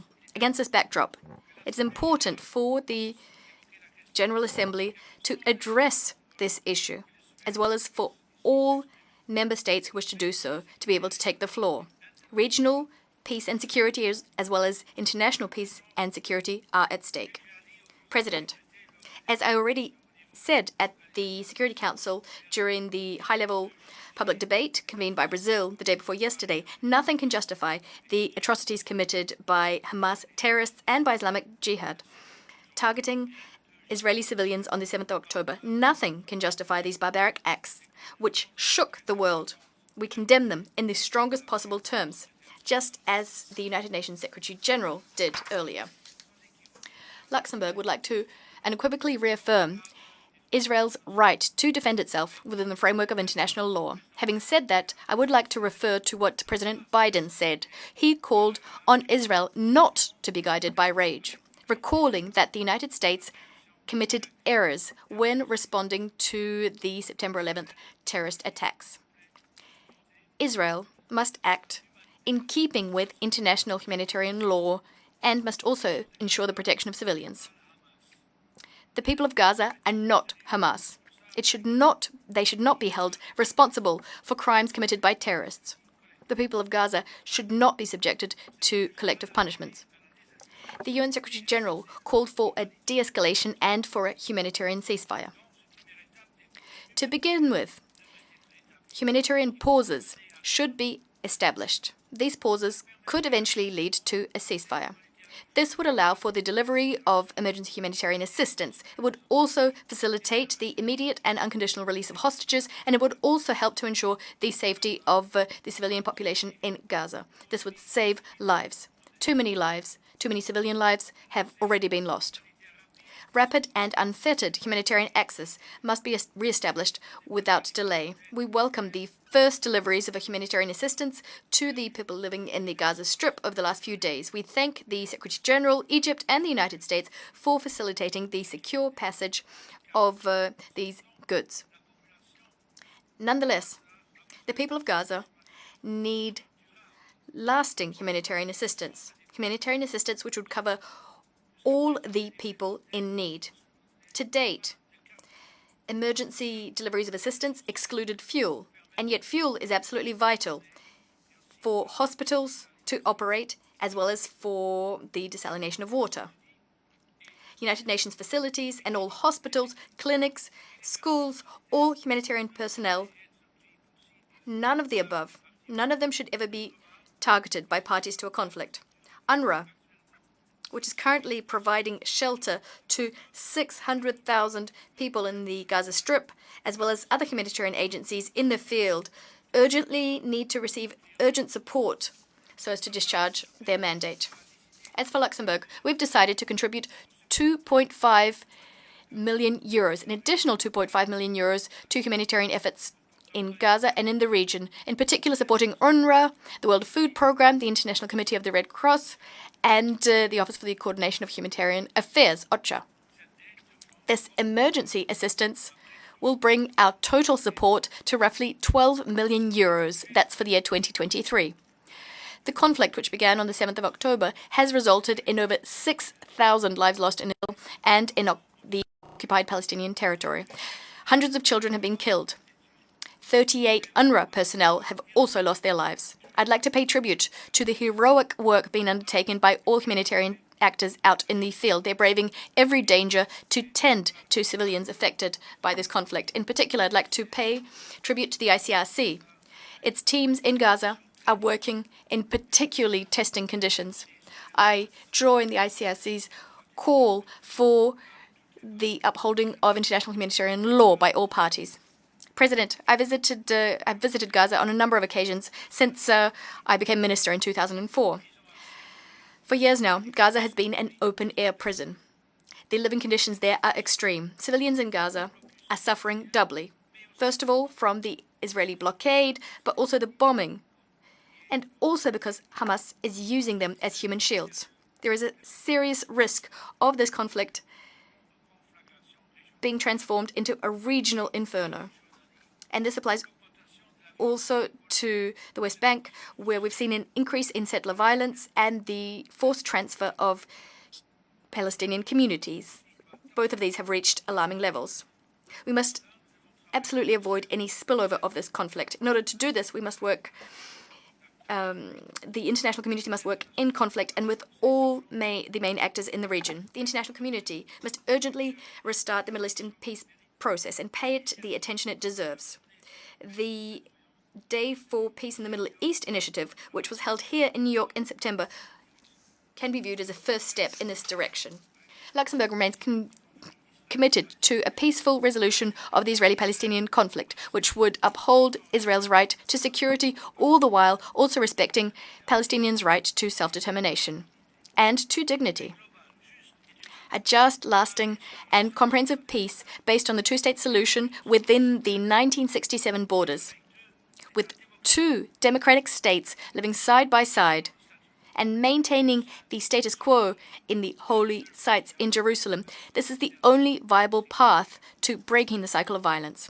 President, This is the path we must commit ourselves to, in the name of our common humanity, the humanity which we share with Israelis and Palestinians, with Palestinians and Israelis. Thank you. I thank the Honorable Minister of Foreign Affairs of Luxembourg. I now give the floor to the Honorable Minister of Foreign Affairs for Guatemala, His Excellency Mario Adolfo Bucaro Flores. Your Excellency, the floor is yours.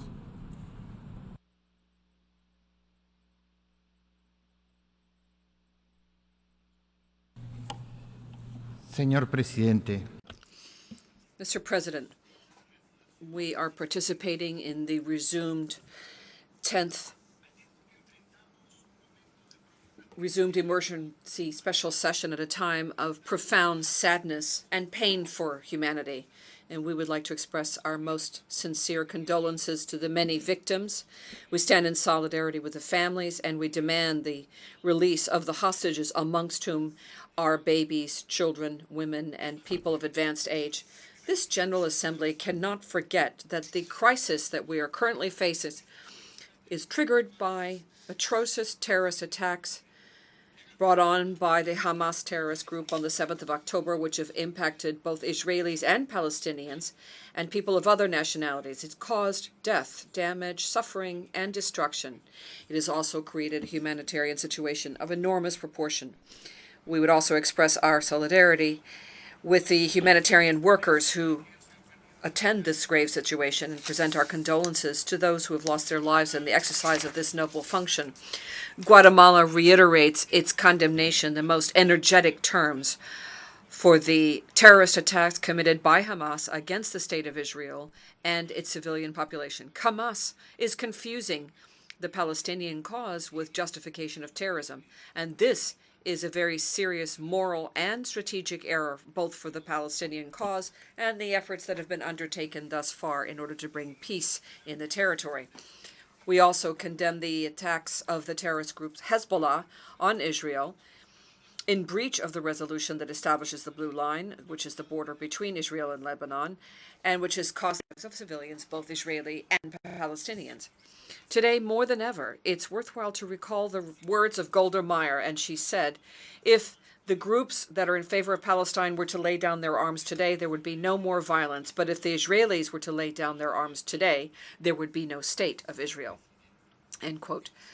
Mr. President, it's necessary for this General Assembly to recognize that it is the right of the State of Israel to self-preservation and to defend its people given this terrifying context. The lack of this recognition will not contribute to seeking dialogue, peace, and security in the region, and especially for the world. To the contrary, it puts all of mankind and humanity at risk. This General Assembly should act in order to reduce polarization and to discourage action and speech of hate, and the only way to do so is to stand united all together against terrorism, clearly and unequivocally condemning the actions of Hamas and other terrorist organizations with extremist and violent ideologies, and demand also from them that they cease their practices of putting arsenals and terrorist infrastructures in the basements of hospitals, schools, and religious centers, which then undermine the protection of civilians and use them as human shields. Given this catastrophic situation, which has created this terrible conflict, we are pleased to learn that humanitarian assistance is reaching people, and we urge acceleration of the pauses. But at the same time, it needs to be done carefully and verifying that these pauses are not used unduly by terrorist groups to commit new acts that would affect the civilian population and worsen the situation. For the United Nations to effectively exercise its responsibility in the area of prevention and resolution of conflict that affect international peace and security, be it through the Security Council or the General Assembly, balanced resolutions need to be adopted that take into account all elements of the situation, and that would include, in this case, Israel's right to legitimate defense and safeguarding the peoples of Israel's right to self-preservation. We're in time to save lives and to promote dialogue and negotiation between the parties to achieve generalized peace based on the vision of two democratic states, Israel and Palestine, be able to live side by side in peace. It is vital to recall that the State of Israel has the sovereign right to protect its citizens and to guarantee its security, and that element is absent from the draft resolution presented before this General Assembly. And for that reason, Guatemala will vote against this resolution. We urge all member states present here to consider doing the same. Thank you. I thank the Honorable Minister of Foreign Affairs for Guatemala. I now give the floor to Her Excellency Redno Lestrani Prausandri Masudi, Your Excellency, Minister of Foreign Affairs of Indonesia.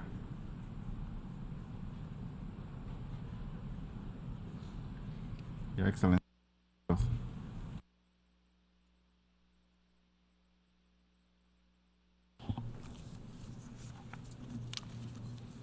Bismillahirrahmanirrahim.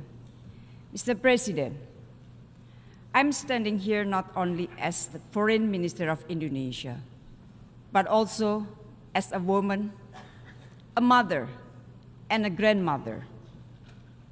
I plea, stop the killing, protect the civilian, let in the humanitarian assistance.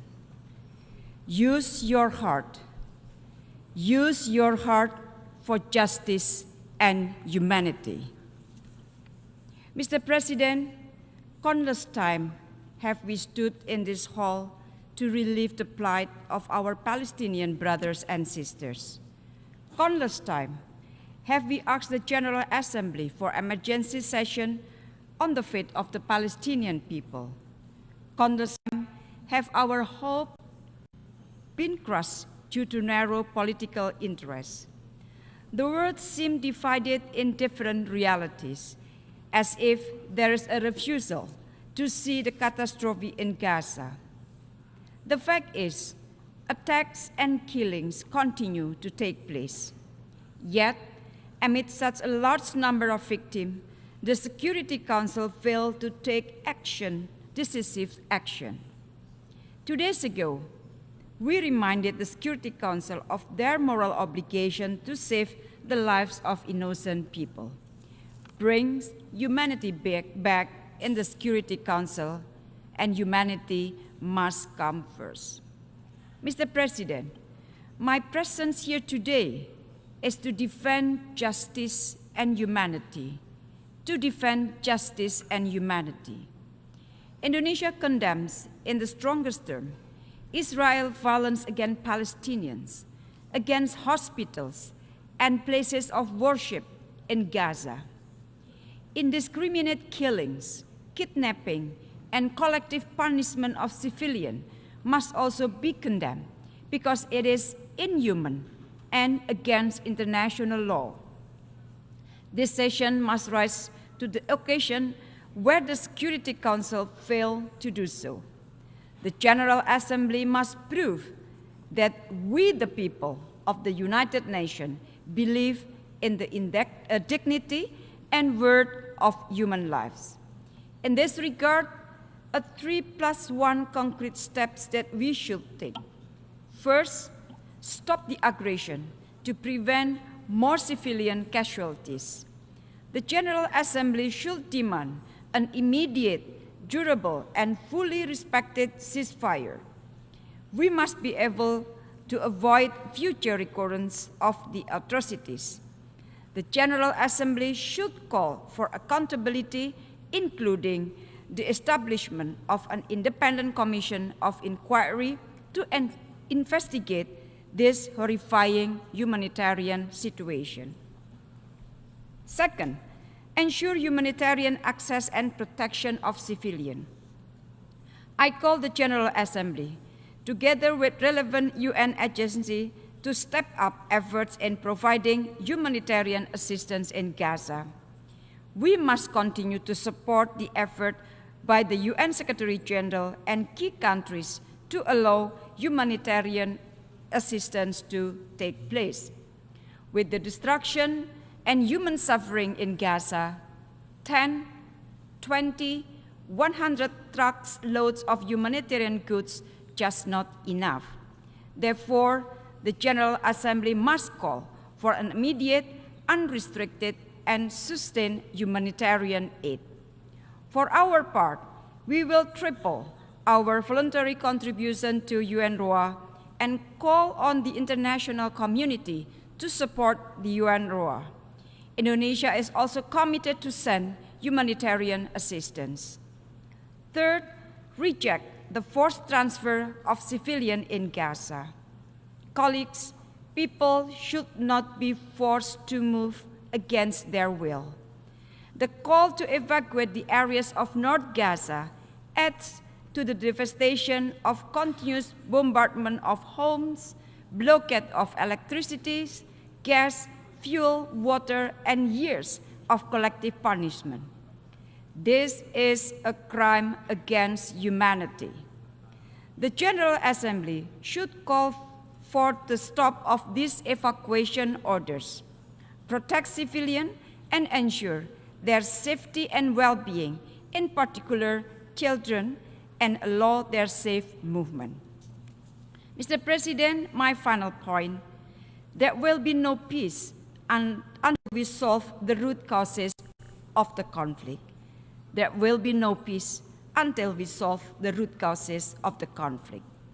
Resumption of the peace process to realizing the two-state solution is a must. We must stop the systematic effort of the occupying power that may leave nothing left to be negotiated or no one left to negotiate with.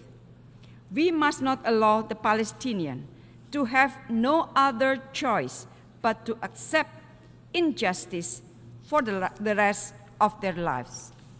It is our duty to stop the injustice now. Enough is enough. To conclude, if you care about humanity, use your heart to vote yes to the resolution. Indonesia stands with the people of Palestine. I thank you very much, Mr. Chairman. I thank the Honorable Minister of Foreign Affairs of Indonesia. I now give the floor to the Honorable Minister of Foreign Affairs and National Community Abroad of Algeria, His Excellency Ahmed Attaf. Your Excellency.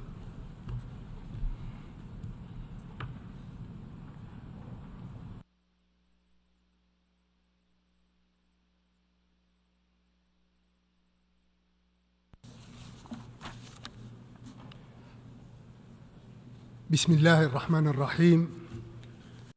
In the name of God, the compassionate and benevolent. May peace be on the faithful prophet. President, the delegation of Algeria should like to thank you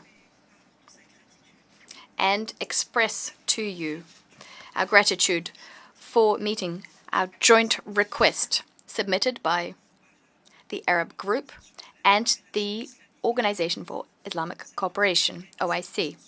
We requested an emergency extraordinary session of the General Assembly following the failure of the Security Council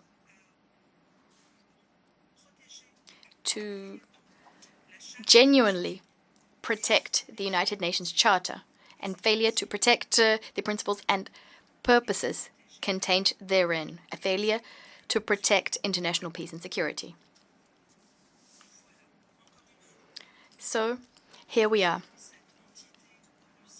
once again, speaking before this inclusive United Nations body to offset and compensate the Security Council's inability to afford the necessary protection to the Palestinian people and to confront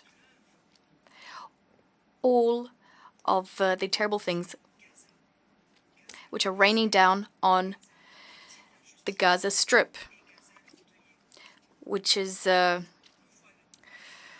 mourning. Once again, we're having recourse to the General Assembly owing to the paralysis of the Security Council, the Security Council's inability to shoulder its responsibilities and obligations vis-à-vis the Palestinian cause, following its failure to act to dissuade the occupying power, Israel, to prevent its tyranny, its domination, its failure to protect Palestinians to protect civilians in Palestine, specifically in the Gaza Strip. Here we are, yet again, having recourse to the General Assembly in order to ensure justice is done for the Palestinian people, to ensure that their just cause is upheld. We are here to ensure respect for their legitimate aspirations to a national sovereign state. For this people, a people whose rights were stolen from them, a people who nevertheless have the resolve to resist. The land of these people was seized. Their property has been destroyed. And yet, they remain determined to impose their presence. This determination has not wavered. These people, their requests have been ignored. Yet they are tenacious and resilient. They will continue defending their rights. The Palestinian people has paid and continues to pay a very heavy price. And it can only be paid by those fighting for a noble, lofty cause, an inalienable cause, which is part and parcel of a national project. The complicity and the shirking of the responsibility of the Security Council, this is something we've said on numerous occasions over the last 70 years. We've seen a vicious cycle over and over, which cannot and has not been broken, despite its ramifications and all of the damage it's done, consistently, repeatedly. Today, much like in the past, we are bearing witness to the following. The same causes, the same consequences, terrible consequences, unbridled Israeli occupation, the most abominable, the most heinous crimes, no definitive or lasting and just solution to the Palestinian cause, a lack of solutions, and this is having the following consequences. Peace, security, and stability in this part of the world is being held hostage. The Palestinian people can't go on any longer. They're fed up with these double standards. They can't put up any longer with the non-constructive, unjustified understanding. And in fact, the Israeli occupying power is making the most of this situation. The worst of it is that the Palestinian people are suffering. They're suffering from the international community's indifference vis-à-vis the injustices, the oppression, the tyranny that they've been subjected to. We're telling the Palestinians that when the situation calms down, that their cause is not a priority for the international community. And yet when Palestine is victim to attacks, all of the efforts that are undertaken, and they're modest, they're few and far between, all of the efforts are directed to addressing the consequences of an absence of peace instead of working towards peace. An entire generation of Palestinians has never experimented with the path to, has never experienced the path to peace. An entire generation hasn't seen a single serious initiative targeted towards getting back on that path.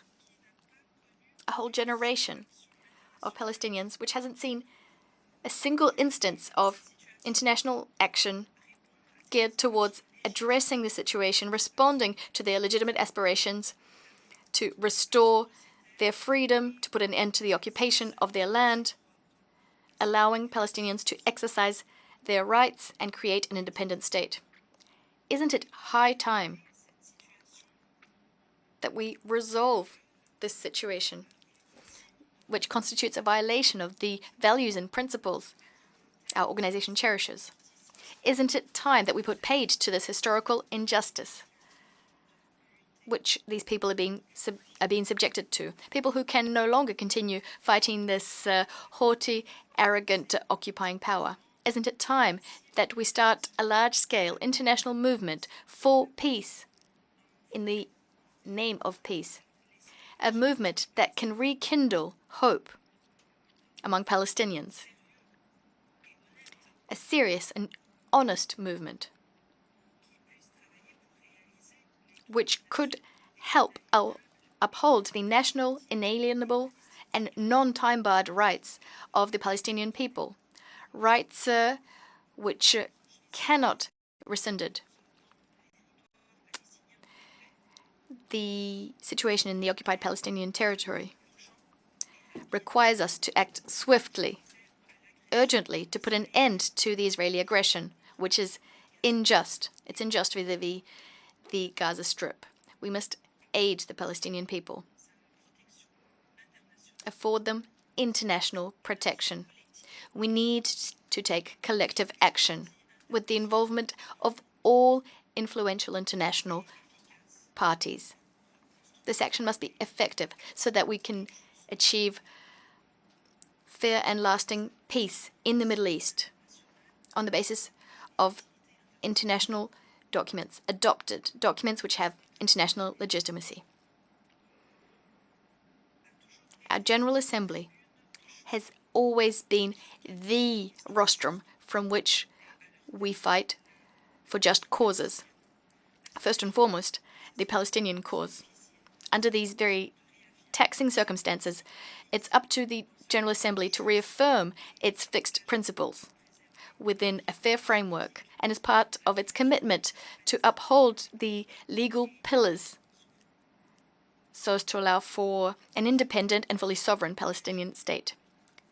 From this vantage point, Algeria would like to reiterate its call for fully fledged membership to be conferred upon that brother state, Palestine, thereby enshrining the legal, political, moral, and ethical rights of the state of Palestine, so that this state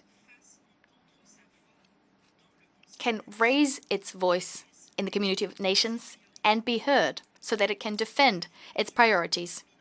This is a decisive measure vis-à-vis attacks aimed at undermining, disfiguring Palestinians. Palestine, which is being buried alive but which refuses to perish. This is an important goal from a strategic standpoint as well. We must use all means at our disposal, use every opportunity offered to us by the General Assembly, this forum.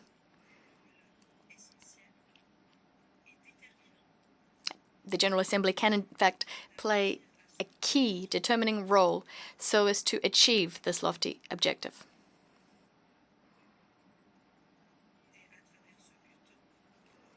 And in fact, by meeting this objective, we can strengthen the key pillars of the Palestinian national project. Thank you very much, Mr. President. I thank the Honorable Minister for Foreign Affairs and National Community Abroad from Algeria. I now give the floor to the Vice Minister of Multilateral Affairs of Colombia, Her Excellency Elizabeth Taylor Jay. Your Excellency, the floor is yours.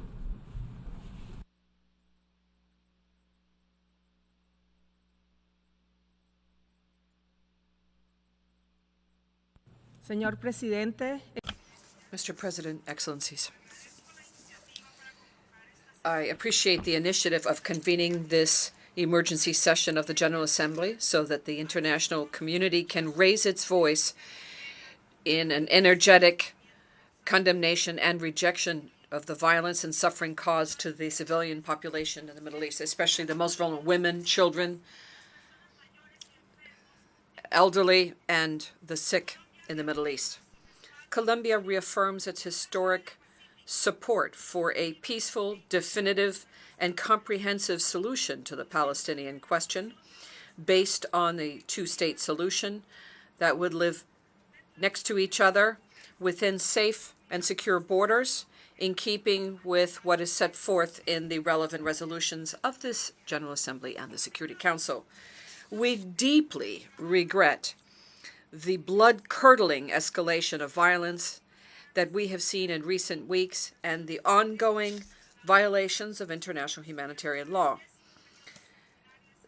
Resuming the 10th extraordinary session of this General Assembly shows that an absence of a definitive response that's adapted to international law to the conflict between Israel and Palestine creates deplorable consequences for the civilian population. It destabilizes the region and calls into question the very meaning of life and humanity. Excellencies, all conflicts are complex, and there are many variables to address in them with a view to achieving a definitive and peaceful solution. This is the lesson that my country, Colombia, knows and has learned. We know from decades of how a conflict has affected us. Throughout the decades of the armed conflict and many attempts to negotiate peace, we have learned that only truly giving up the expression of differences through violence is absolutely vital and essential in order for societies to make a transition towards living together in peace. This is the invitation extended by my government. The President, Gustavo Petro, extends on a daily basis in his term, both inside our country and in different international scenarios, because we know firsthand that violence only produces more violence and more loss of lives, leaving in its wake a very unfortunate and harmful legacy for future generations. Colombia regrets the inability of the Security Council to unanimously and decisively condemn the violations of international humanitarian law that we continue to witness on a daily basis. And we energetically call on the international community to show unequivocally its determination and commitment to uphold the mandates of the organization expressed through the current normative instruments. We welcome with satisfaction the efforts of different countries to put a halt to the violence and guarantee access to humanitarian assistance to Gaza and other territories affected by the conflict. And we reiterate our call for an immediate cessation of hostilities. We call for the respect of international humanitarian law and the protection of life. And finally, we would like to insist on this call put forth by President Petro on the need to convene a worldwide peace conference to find a definitive solution to the Israeli-Palestinian conflict. Thank you. I thank the Vice Minister of Multilateral Affairs of Colombia. I now give the floor to State Secretary in the Ministry of Foreign Affairs and European Affairs of Slovenia, Her Excellency Sanja Stiglic. Your Excellency.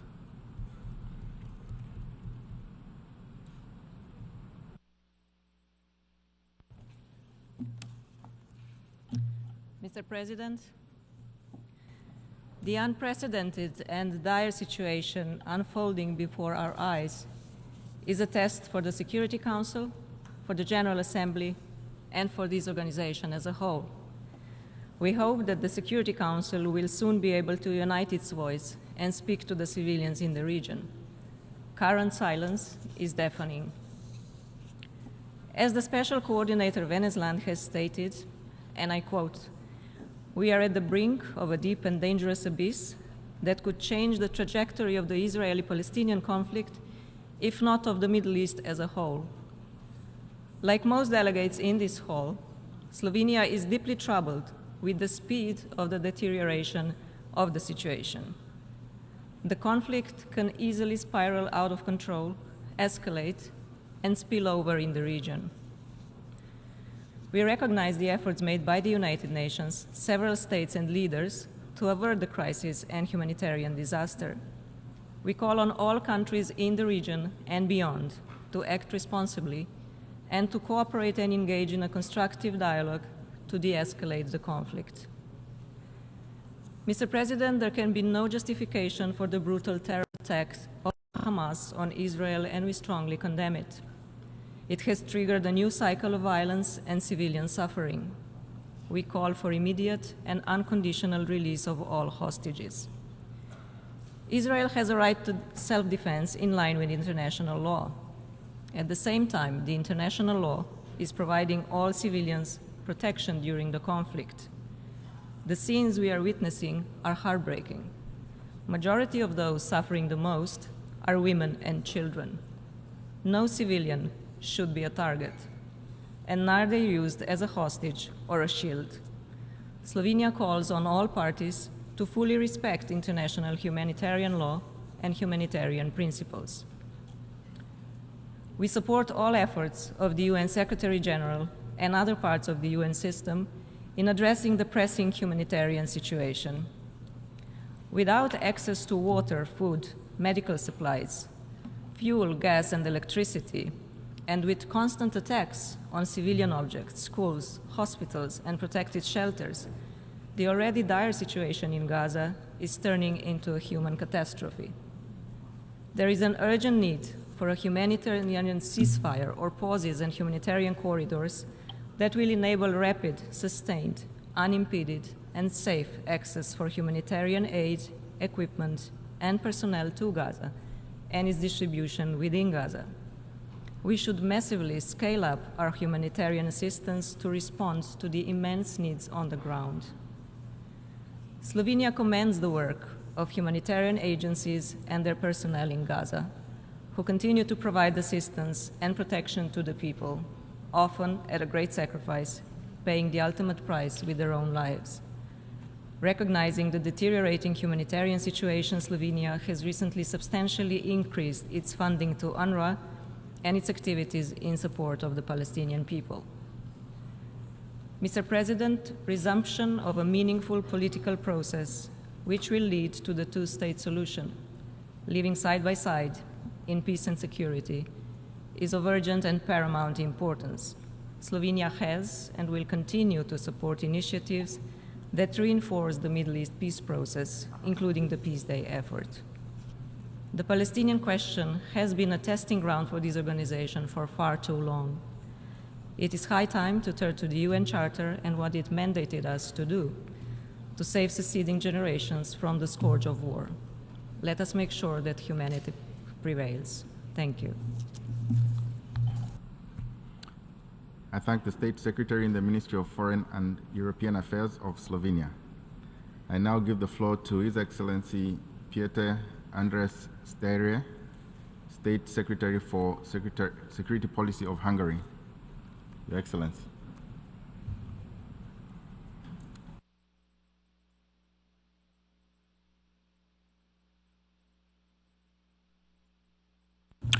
Mr. President, Excellencies, dear colleagues, while we align ourselves with the statement that will be delivered by the European Union, on behalf of Hungary, I wish to make the following remarks in my national capacity. Mr. President, on 7th October, Hamas launched Operation Al-Aqsa Flood, a brutal surprise attack into Israel that included a barrage of over 3,000 missiles. Around 1,500 terrorists infiltrated Israel, targeting civilians and civilian locations, including residential areas and residential civilian locations. This resulted in more than 1,400 fatal casualties, more than 4,000 wounded, and more than 200 soldiers and civilians who have been taken hostage.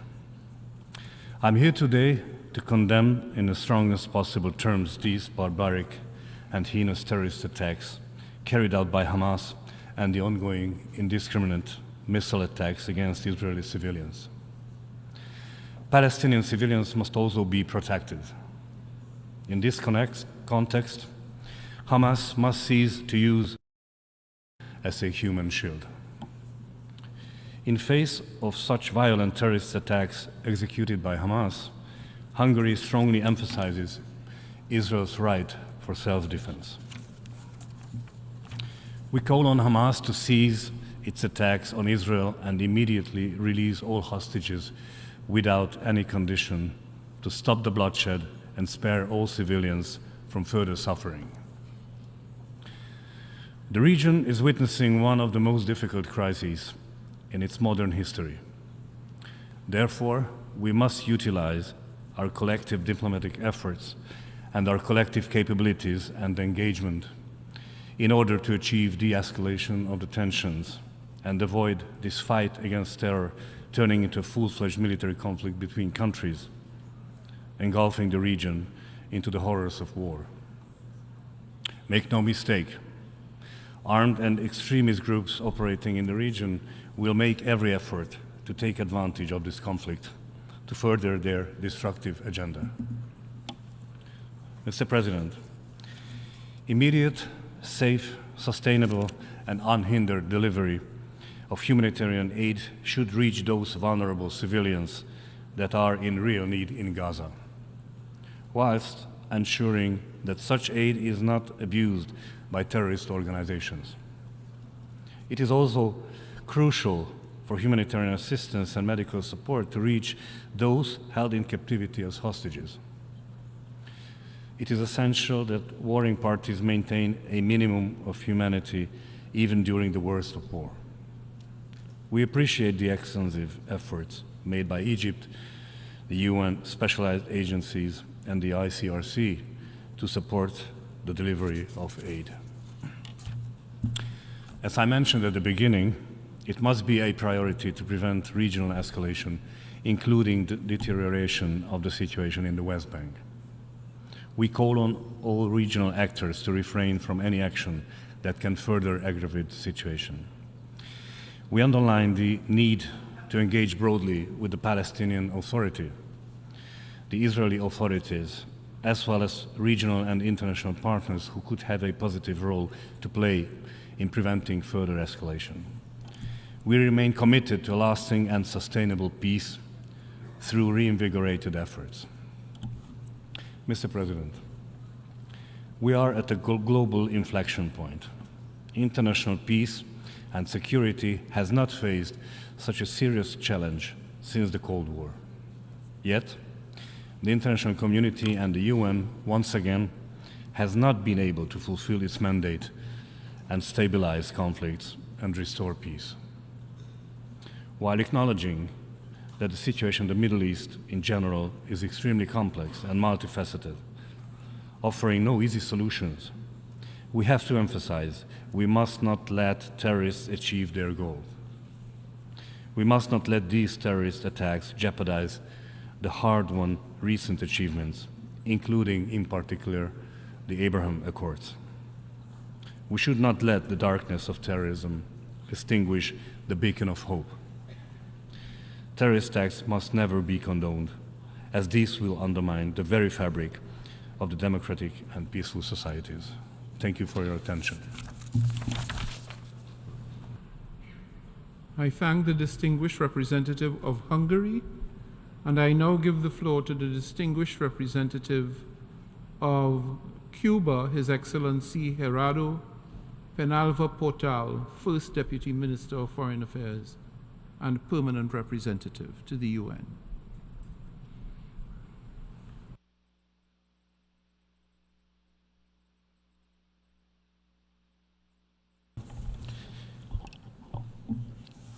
Hemos seguido con With great consternation and emotion, we have followed the very grave events in the Middle East. In that context, Cuba supports the resumption of this 10th Extraordinary Emergency Session. The main priority of the General Assembly at this moment should be to bring a cessation of violence and the administration of urgent humanitarian assistance for the suffering Palestinian people. We demand an immediate ceasefire, and we demand an end to the bellicose rhetoric and stop the forced removal of Palestinians from the land that by right they belong to. Cuba reiterates its deep-seated concern for the resumed violence in the region, which is a result of 75 years of Israeli practices of occupation, illegal occupation, and settlements, in flagrant violation of the inalienable rights of the Palestinian people on their own land. This is also the result of the protracted lack of respect of the principles and purposes of the Charter of the United Nations and international law, including many relevant resolutions of the United Nations. In the midst of the current humanitarian disaster in occupied Palestinian territory of Gaza and West Bank, Cuba reiterates its solidarity, which is unwavering, with the Arab and Palestinian causes. We, in the most energetic terms, condemn the assassination of civilians, especially women, children, and humanitarian workers of the United Nations, through bombing, indiscriminate bombing of the people in Gaza, and the destruction of houses, infrastructure, civilian infrastructure, and hospital. Cuba rejects and has always rejected the death of civilians and innocent people for all parties involved in this conflict, without making any difference of ethnic, faith, or nationality differences, as referenced by the distinguished Vice Minister of Jordan on behalf of the Arab group. We also condemn the cutting off of water services, electricity, and fuel to the people of Gaza, which considerably worsens the already precarious humanitarian situation, which is a result of the embargo on Gaza Strip, which in itself is a flagrant violation of international humanitarian law. Nothing justifies such actions, which are a collective punishment, grave violations of international humanitarian law, and war crimes and crimes against humanity. The impunity with which the Israeli government acts can only be explained given its confidence that it will not be held accountable for its acts and that it has the support of the government of the United States. It is shameful that once again the Security Council has been unable to fulfill its mandate. It's regrettable that the United States has, in the Security Council, vetoed 46 resolutions related to the situation in the Middle East, including those on the Palestinian question, and the most recent was just a few days ago. An end must be put to the double standards, selectivity, and political manipulation, which makes vulnerable the cause of international peace and security and jeopardizes it. We demand the government of the United States not continue paralyzing the Security Council, using the anti-democratic and obsolete power of veto in order to protect the occupying powers' actions. It's time for the Security Council to fulfill its functions and uphold its own resolutions on the Palestinian question. We reiterate once again our vigorous rejection of the Israeli occupation of the Palestinian territory, including East Jerusalem, along with the illegal policy of settlement of Israel and all of its settlement policies. We condemn the latent annexation plans of the Jordan Valley and other parts of the West Bank and Eastern Jerusalem annexation plans. We think it's urgent to mobilize, under the coordination of the United Nations, humanitarian emergency relief in order to attend to the catastrophic situation in Gaza, and we call upon all involved parties to facilitate the entry and distribution of this vital humanitarian aid. We call on member states to guaranteeing sufficient, predictable, and sustained funding for UNRWA. It is now more important than ever that we provide all possible support to UNRWA so it can fulfill its important work on the ground. We stress the unavoidable need for a broad, lasting, and fair solution to the conflict between Palestine and Israel based on two states which are independent and which allow the Palestinian people to exercise their right to free self-determination and to have an independent sovereign state within the pre-1967 borders, with East Jerusalem as its capital, and to also guarantee the right of return of the refugees. Cuba supports and will contribute to the extent that it can to all international legitimate efforts to put an end to the massacre which has been taking place already for 20 days. Every moment of inaction will cost the lives of more innocent people. We must act immediately. Thank you. I thank the distinguished representative of Cuba, and I now give the floor to the distinguished representative of Mauritania, speaking on behalf of the Organization of Islamic Cooperation.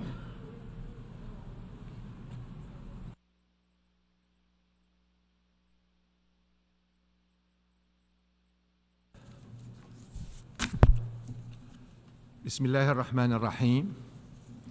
I have the honor to deliver this statement on behalf of Member State of the Organization of Islamic Cooperation in my capacity as Chair of OIC Group.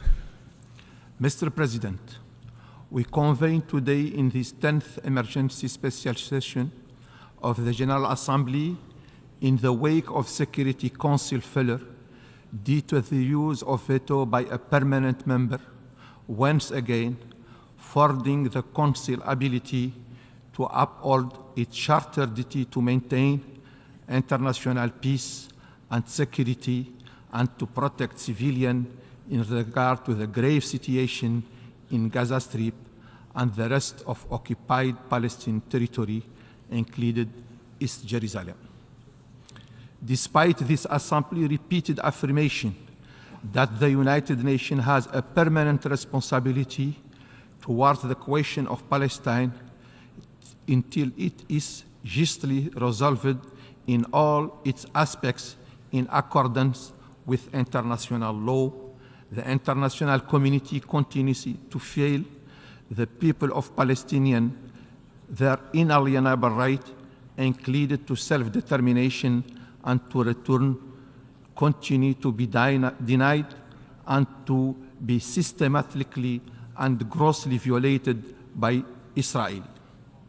The occupying power, which persists in its blatant contempt of the role of the law, included the Charter, international humanitarian law, and international humanitarian right law, committing grave breach with impunity.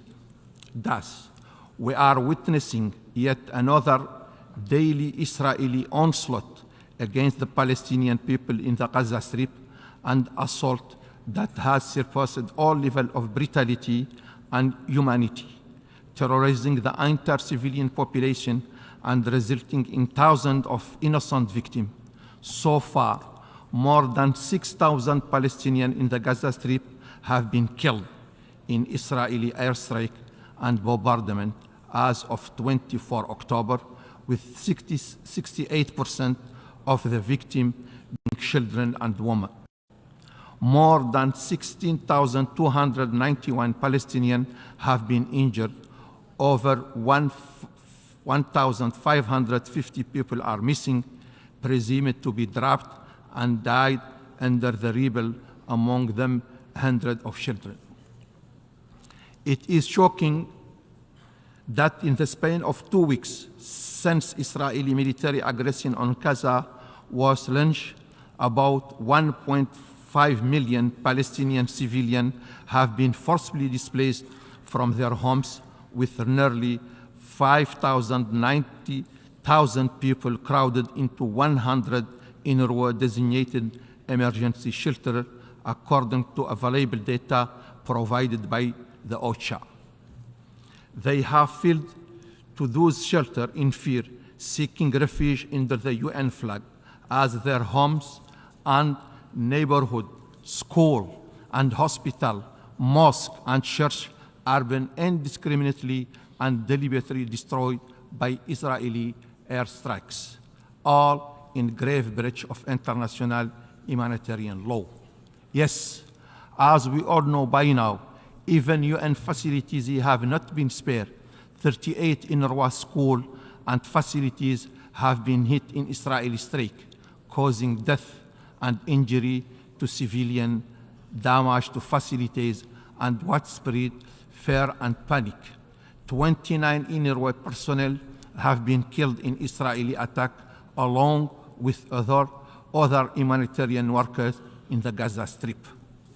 We reiterate the call made by the OIC Extraordinary Executive Committee meeting on Foreign Ministers held on 18 October 2023 for an immediate cessation of illegal and inhuman Israeli aggression against the Palestinian people and the rejection of a targeting of civilians under any pretext.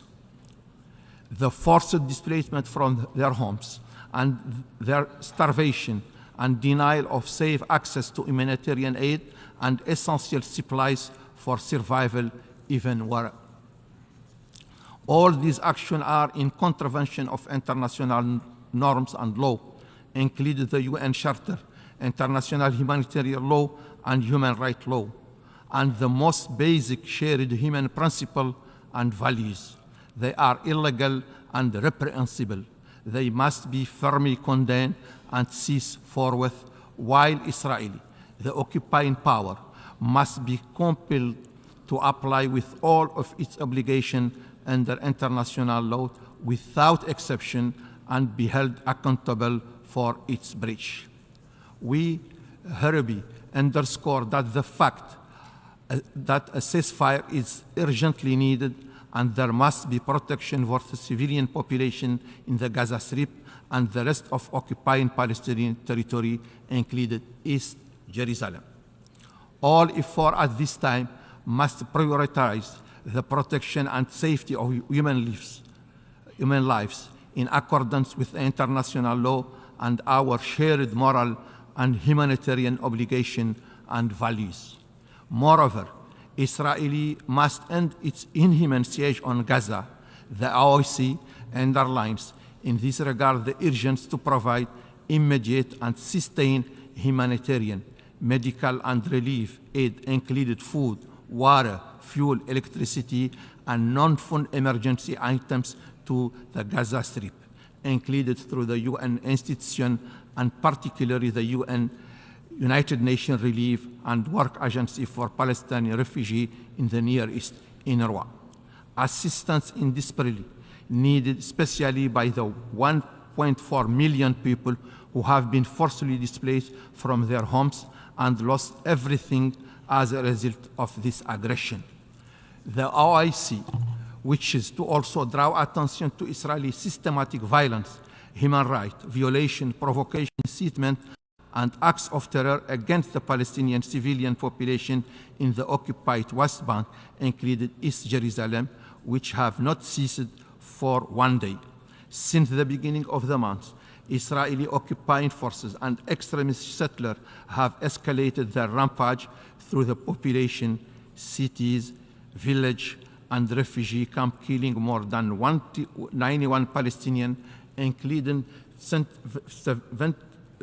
27 children, included over 1,334 civilians, demolishing homes, desecrating Islamic and Christian holy sites, torching properties, destroying crops, uprooting trees, forcibly displacing more than 545 people. The majority of them children, and hundreds of Palestinians have been arrested and imprisoned, all in grave breach of international law and violation of the relevant UN resolution. Mr. President, the General Assembly gathered in this session, uniting for peace, must address this grave situation and make its contribution to upholding international law, including humanitarian and human rights law, and it must continue to call on the Security Council to uphold its charter duty for the maintenance of international peace and security, which is being threatened by this ongoing injustice and the fair-reaching consequences for a long and accountability and a just solution remain elusive. Clearly, the absence of any moral, legal, or political deterrence has only emboldened Israel, the occupying power, to carry on with impunity with its illegal policy of colonial settlement and annexation, blockade, forced displacement of Palestinian civilians, systematic ethnic cleansing, organizing acts of terrorism, desecration of holy places, especially Al-Aqsa Mosque, and to persist in its denial and violation of the inalienable right of the Palestinian people, included to self-determination and independence. This illegal situation must be brought to an end. The OIC expressed its deep regret that the Security Council paralysis enabled to fulfill its duty and implement its own resolution. The Council is failing in its historical obligation toward the question of Palestine, such obligation that remain pending this passage of over 75 years, thereby severely undermining its key role in maintaining international peace and security and protecting defenseless civilians, including the Palestinian civilian population in Gaza Strip and the rest of the occupied Palestinian territory. The continued use of veto is unacceptable and irresponsible under this crisis situation.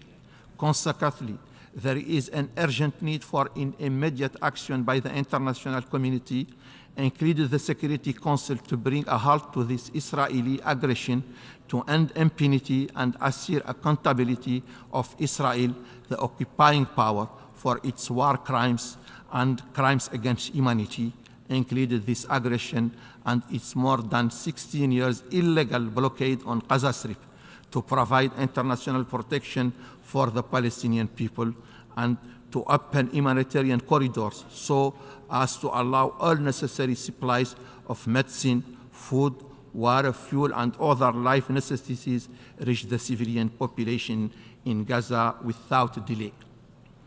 We express the hope that the General Assembly's action will make a tangible contribution in this regard and call for full respect of its decision.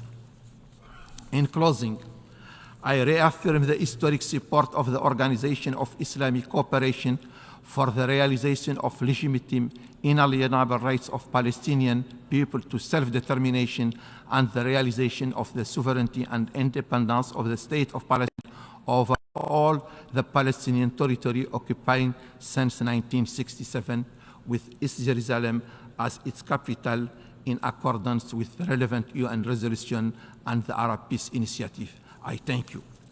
Sayyid al-Rais. Mr. President, allow me now to deliver a statement in my national capacity to comment on what is happening in the Gaza Strip. At the outset, I would like to thank the President of the General Assembly of the United Nations for his responsiveness to our request to hold this session, and we would like to join the statement that has been issued by the Arab group delivered by His Excellency, the Jordanian Foreign Minister. After the unfortunate and regrettable failure by the Security Council to arrive at a solution to this continuous tragedy, the Arab group and the members of the Organization of Islamic Cooperation and the Non-Aligned Movement and other states decided to submit a request to the President of the General Assembly of the United Nations to resume the 10th emergency special session to discuss the situation in Gaza. The current situation in the Gaza Strip is tragic in every sense of the word. Thousands were killed in a continuous and indiscriminate shelling using internationally banned weapons, an aggression that takes no consideration the sanctity of hospitals or mosques or churches or schools. And the UNRWA staff and journalists were also not spared. Civilians are living in a difficult and exceptional times as they are being shelled and as all means of basic existence are being taken away from 2 million civilians in breach of all international laws and values. The current situation, Mr. President, requires us to combine our efforts to put an immediate halt to hostilities and to allow for the unconditional delivery of urgent humanitarian assistance and to put an end to the disposition of Palestinian civilians. This is a natural result of decades of ignoring the need for a political solution to the Palestinian cause, which comes in the establishment of an independent Palestinian state with East Jerusalem as its capital in accordance with the United Nations resolutions of relevance and the Arab Peace Initiative. And here I would like to quote from the speech that was delivered by the Mauritanian president last Saturday at the Cairo Peace Summit, which was held in Egypt. And I quote, "The time has come for us, for everyone, to reach the conclusion that no one in this region will enjoy peace and security sustainably unless others enjoy it as well. Because peace cannot be achieved by winning a battle or winning a war. Peace is contingent upon it applying to everyone." End of quote. Therefore, the international community must stand united in demanding a negotiated political track where two states, a Palestinian one and an Israeli one, exist side by side, peacefully and securely. Mr. President, ladies and gentlemen, in closing, what we are witnessing, these are the atrocities that we're witnessing are a source of shame for humanity. And this is why we present a humanitarian resolution that aims to establish a ceasefire so that we can stop the shedding of Palestinian blood and deliver urgent humanitarian assistance. We ask all member states to join in the sponsorship of this resolution and to vote in its favor. I thank you. I thank the distinguished representative of Mauritania. We have now heard the last speaker in the debate on this item for this morning. We shall hear the remaining speakers tomorrow at 10 a.m. in this hall. We stand in adjournment.